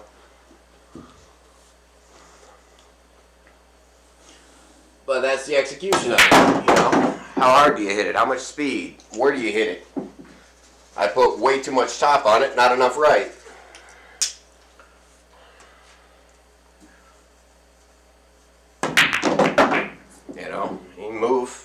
range balls. I was notorious for that. I'd have my opponent would be, say, stripes in this situation. And they'd be sitting here looking at it, and then I'd make the one ball, right? So they're looking at it like, okay, I got the 10 in the side, 12 in the corner, 13 in the side, and the 11 I can bank over into that corner. Okay, well, I just got up to the table. I got news for you. That's not how it's going. I scratched. But I'd break the 11 out. You know? I put the 11 somewhere else, and then all of a sudden their game plan just went out the window. Which is hilarious. Because, you know, you can sit there and I would actually leave my back turned to the table with my opponent shooting. Because I don't care what you're doing. I don't care about what the table looks like until it's my turn. And then I can read it. Then I can understand what I got to do. Then I know how to go about it. You know? So I would literally ignore people. Just ignore the entire table and just let them do their thing. Wow, that couldn't have been any straighter into that side pocket. So yeah, like I said, those side pockets will screw you every time for sure on this table. And not taking your time in aiming. Aiming is important. You ever get in one of those situations where things aren't doing what you expect? Maybe stop and, you know, open your eyes and aim at the ball.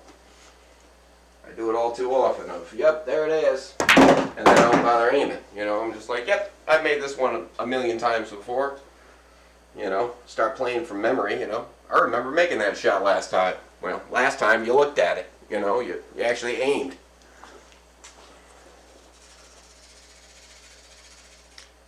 Yeah, long shots aren't easy.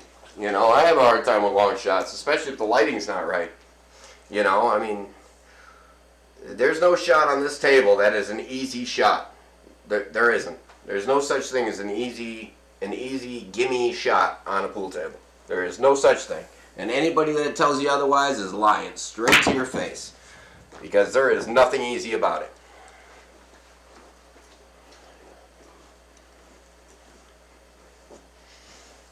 And the biggest thing is okay, yeah, you can make that one ball. And see, that corner is pissing me off today. Again. But yeah, so that's what I'm saying. Pissed me off today.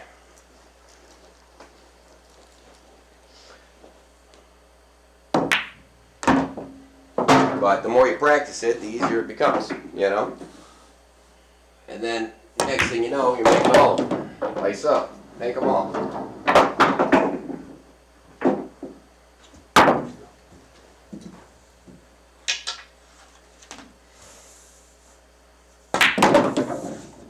Like that, not an easy shot. Draw it back like that, not easy.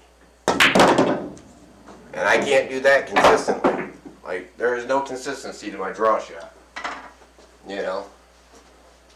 And that's all to do with your stroke, your speed, and cue control as far as, you know, where you're hitting the cue ball. Top, middle, bottom. And to draw it like that, you really got to get the bottom of it, which is not easy to do without hearing a wonderful clank because, lo and behold, you didn't hit it right. You didn't stroke it right. Your follow through wasn't there. Your execution wasn't there. So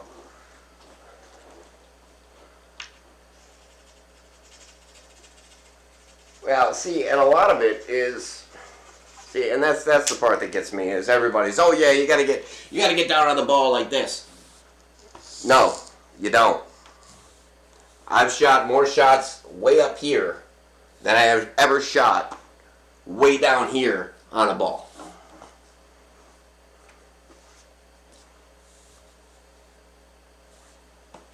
Because you can see it. You can see the whole table.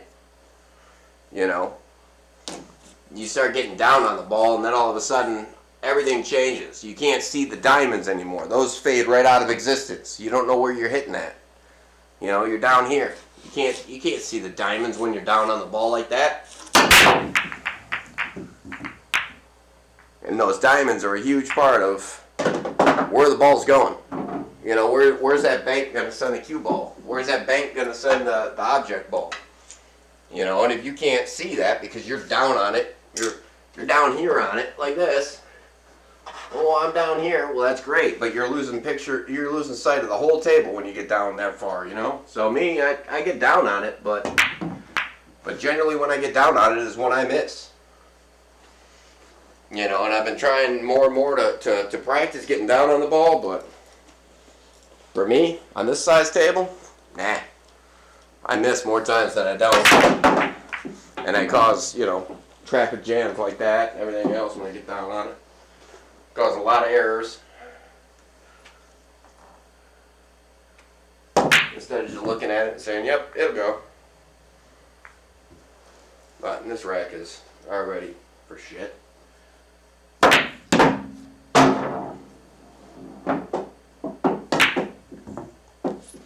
And that pocket has pissed me off today.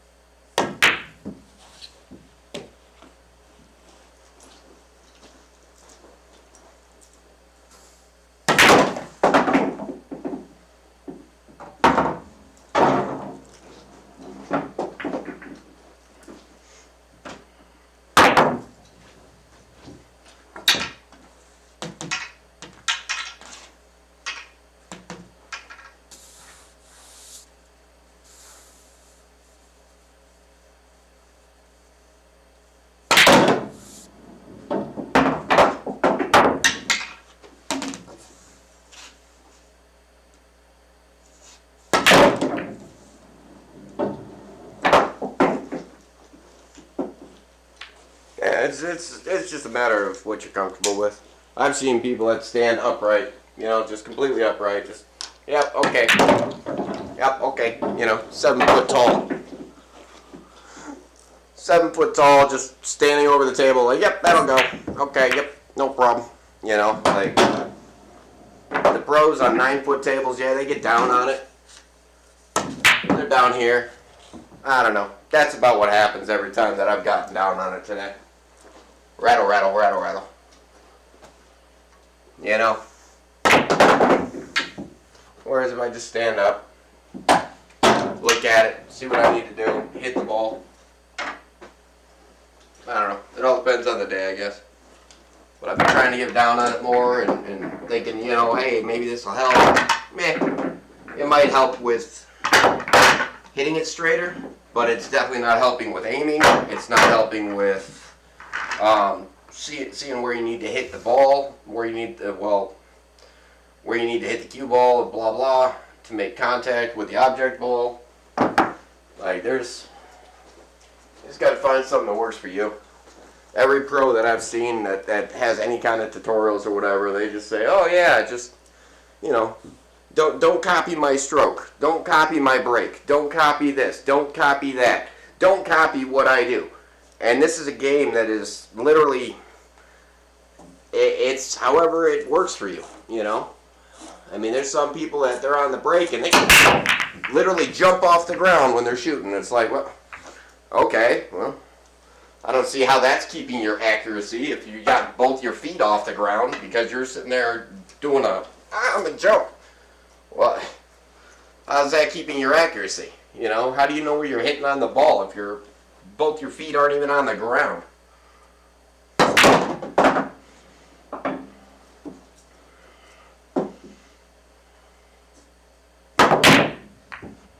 Piece of shit.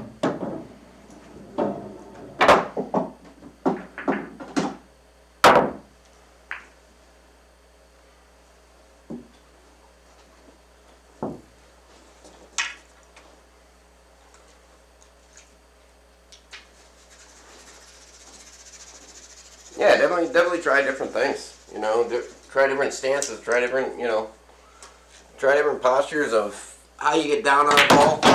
Whether or not you get all the way down on it, if you're only partially down on it, so you can still see the diamonds. Like me, I like seeing the diamonds. I like knowing where they're at. You know, especially before the shot. Then you get down on the shot and the diamonds disappear. I don't know. It'll throw you off.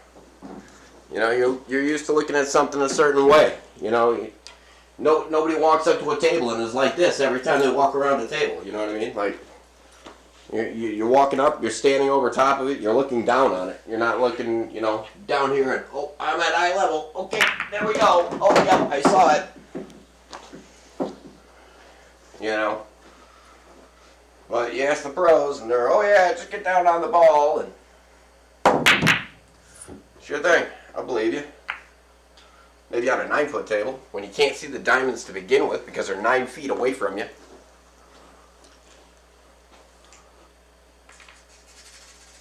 Right, yeah. Well, I mean, that happens too. You know, I mean, like I said, just got to figure out what works for you. Because what works for you isn't going to work for me. You know, it's not going to work for a 6-foot tall person.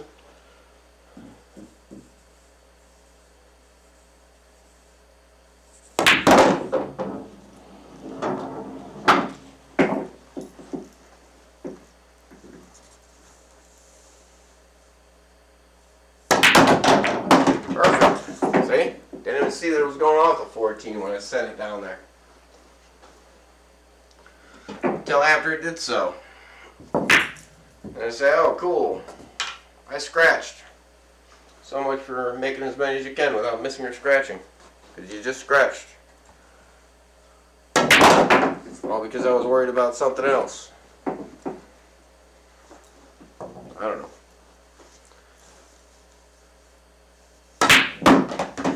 Yeah, that's what I thought. You better rattle yourself in there.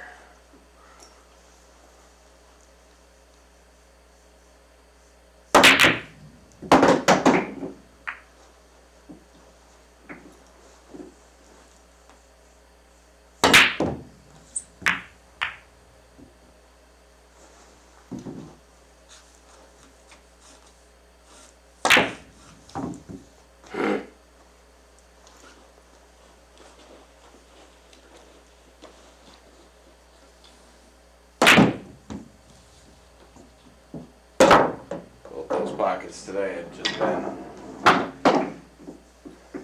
not making me happy, that's for damn sure.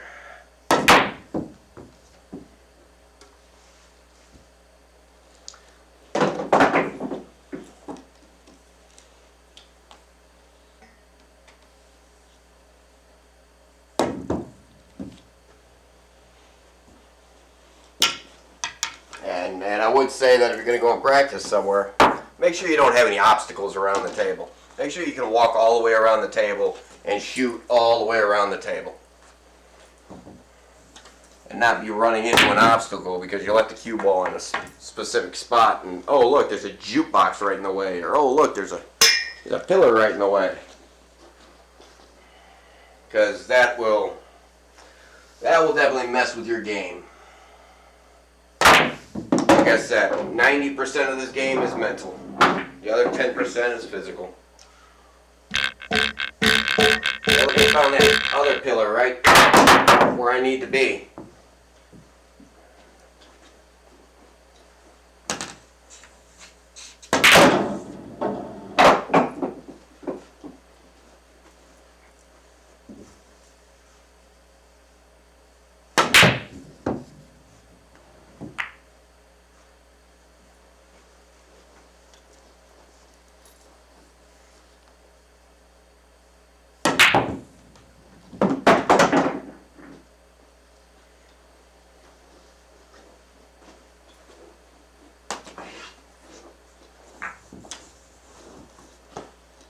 Or a wall, yeah, or a chair rail or a bar rail or whatever, yeah.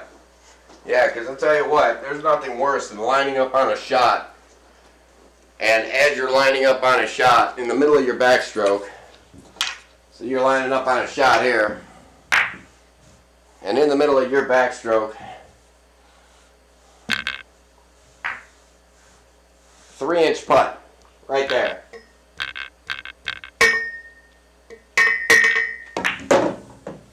In the middle of your backstroke. You know, fight through that. You know, like there's, no.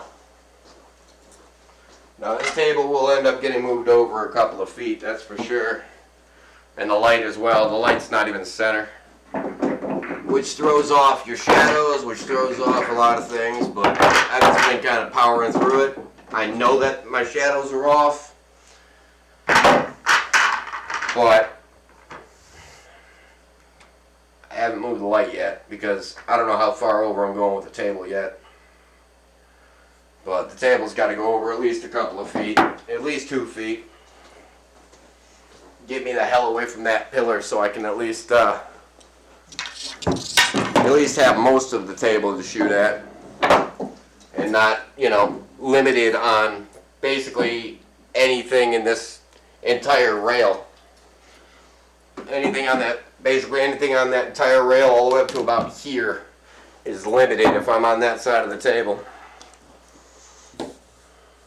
Which gets aggravating because you're in the middle of a run, and all of a sudden the ball that you need to make out the run, oh look, there's an obstacle.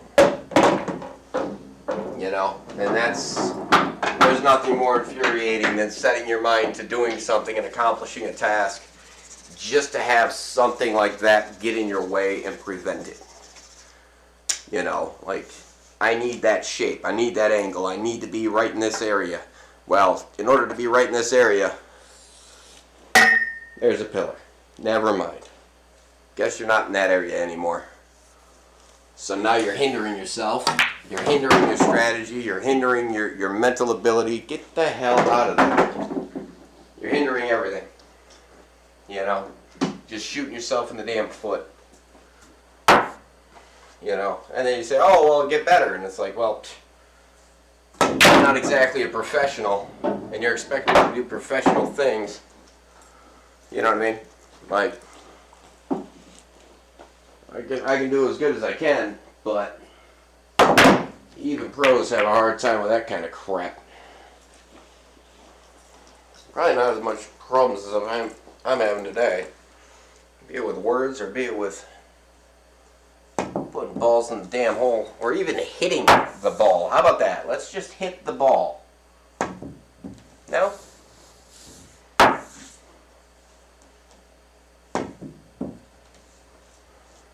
Okay, well, apparently you can't hit that. 3 tries, can't hit it. Whatever.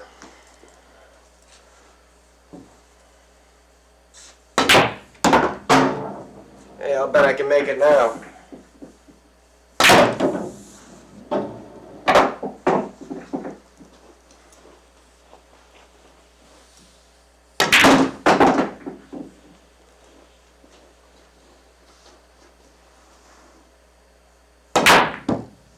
Missed it.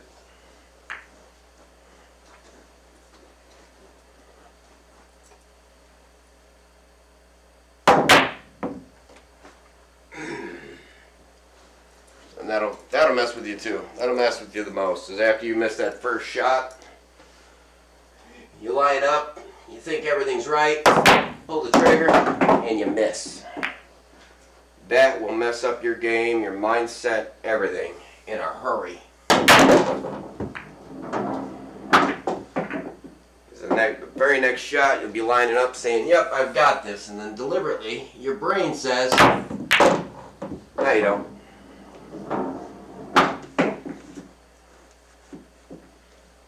And that's really hard to break past. But if you can get past it, you can look at it and say, yep, that'll go.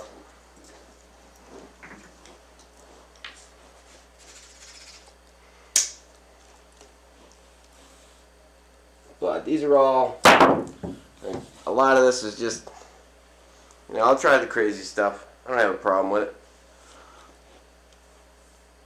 And a lot of it is just in the spirit of knowing that, yeah, I may or may not make this. But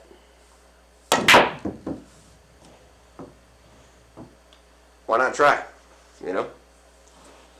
Like here's a long straight in shot. That's a very hard shot to make. People don't realize how difficult that is to make. Because you gotta hit it straight in. You gotta be dead center with it. You know, that's not easy. Dead center of the cue ball, dead center of the object ball. It's not easy. You know? Even those banks, they're not easy. But they're all shots that I'm going to come up against. You know, every shot on the table you're going to come up against eventually. How comfortable you are with that shot is a whole nother story. That's a matter of how often you shoot it. How often does it come up? How often do you practice it, you know?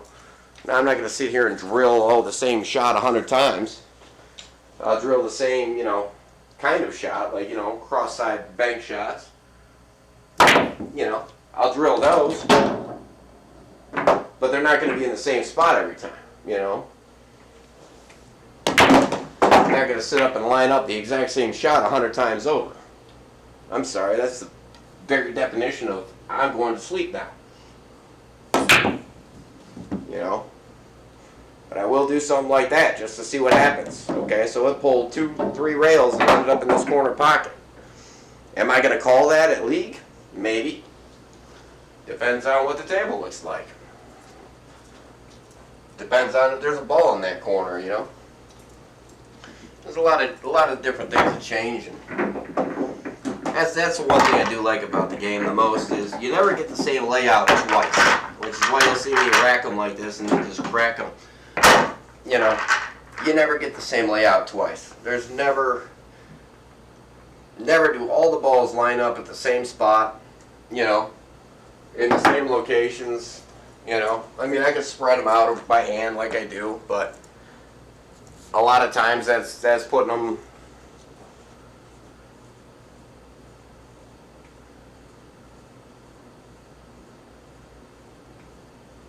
Well, yeah, I mean, yeah, if you're not, if you're trying to make a specific type of shot, yeah, definitely do that, but that to me bores the hell out of me. You know, if I know that I got a problem with making a ball that's on a rail or a cut shot or a bank shot, yeah, I'll set it up a couple of times, you know, until I make it, but I'm not going to sit there and set it up 100 times until I make it 100 times in a row, you know. I got better things to do with my time than that. There's far more shots than just that one. You know, I'll do things like that where it's, can I break this out? Can I break that out? What can I move just by hitting the object ball? What can I move? What can I rearrange? How can I rearrange?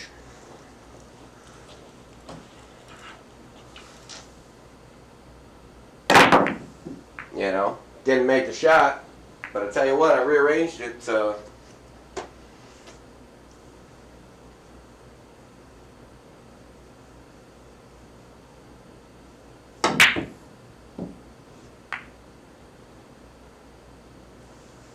You know, sometimes I'll just do that to see what goes where. Most times it's a cue ball in a pocket somewhere. But if you're expecting it, then whatever. If you're not expecting it to stay out of the pocket, you don't know what's going to happen, well, you just learn.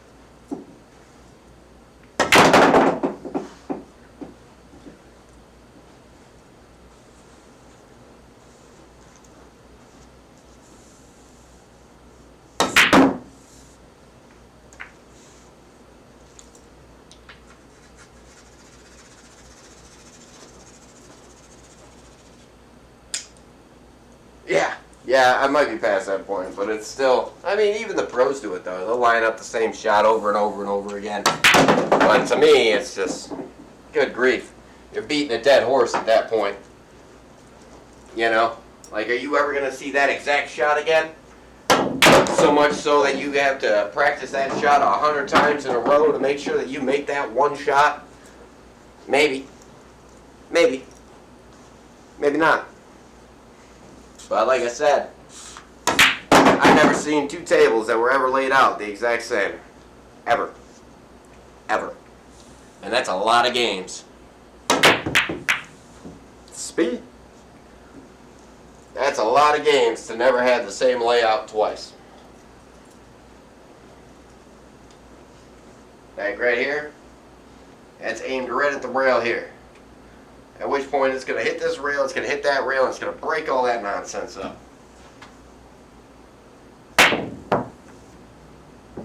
Nope. Not like that, it ain't. But that's what you do. Just kind of look at it, see what happens. That's what I expected to happen. Nothing like that happened. So, will it happen next time? Probably not. That's probably exactly how it'll play out every time. So,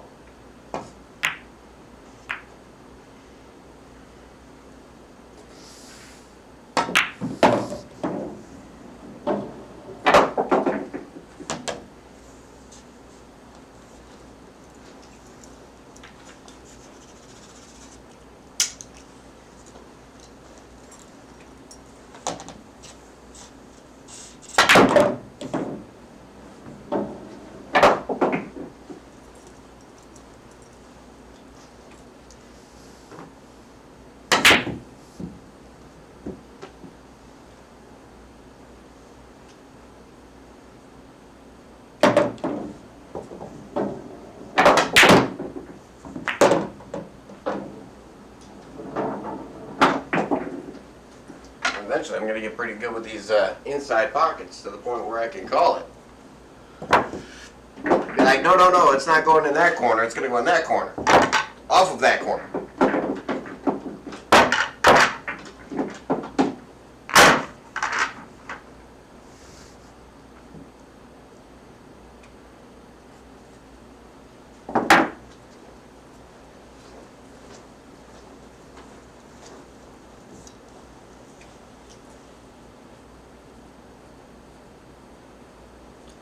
No, that's alright, yeah, do what you do. Like I said, I'll probably be wrapping up here pretty quick. It's already going on the 2.5 hour mark here pretty soon, so that's normally about the time that I call it a day. You get it aggravated enough to the point where things aren't dropping anymore, and you don't want to overdo it, you know? It takes a lot of the enjoyment out of the game when you overdo it. You know, you do what you're comfortable with. And me, my comfort level is about 2.5 hours. And then I start getting irritated because every other shot I'm scratching or missing. It's because my head's not in it anymore. You really got to be paying attention in this one. Not an easy thing to do. Concentrate, pay attention, and focus for that amount of time on something like this. For me, at least. Like I said, a little bit of the ADD going on, or ADHD, whatever you want to call it, but plenty of that to go around. Wow. Like that was an easy bank that didn't go, because why not?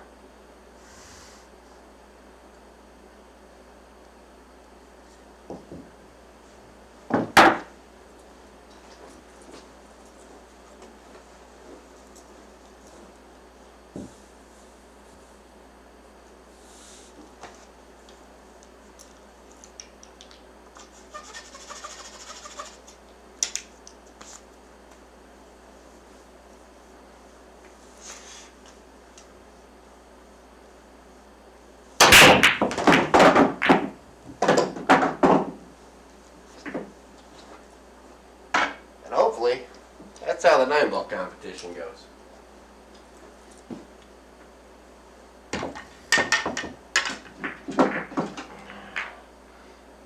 Four points at a time. 9 balls worth 2. Every other ball is worth 1. I gotta get 36. Maybe 36 points, something like that.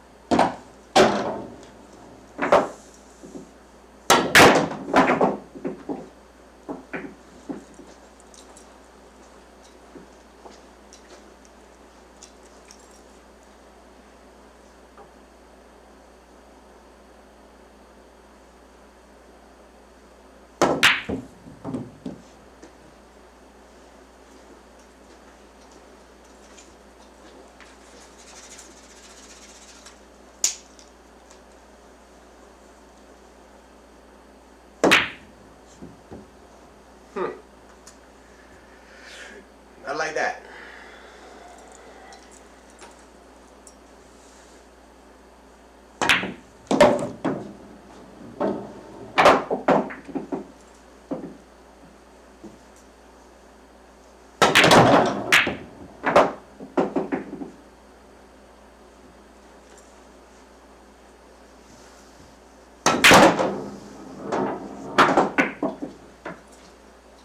We'll get there. Alright, one more night on the break. Now we're gonna call it. Hit the bathroom, find some food, and get ready for the game, and sit around and take a nap, basically.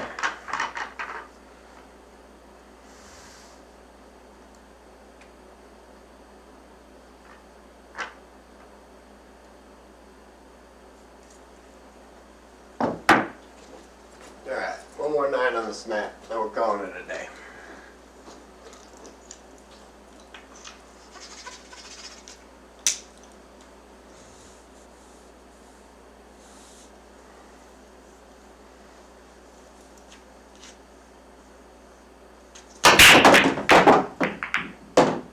You're welcome.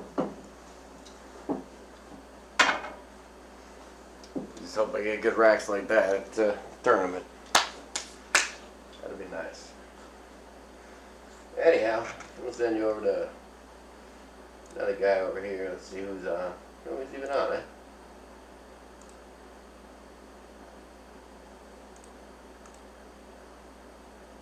Huh. Yeah, we'll go over and see what Astro's doing. He's hanging out, having a good old time.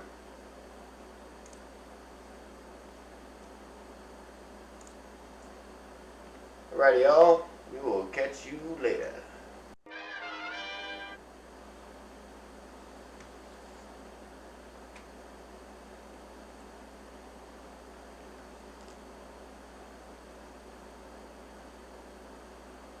Unraid? I don't want unraid. I want raid.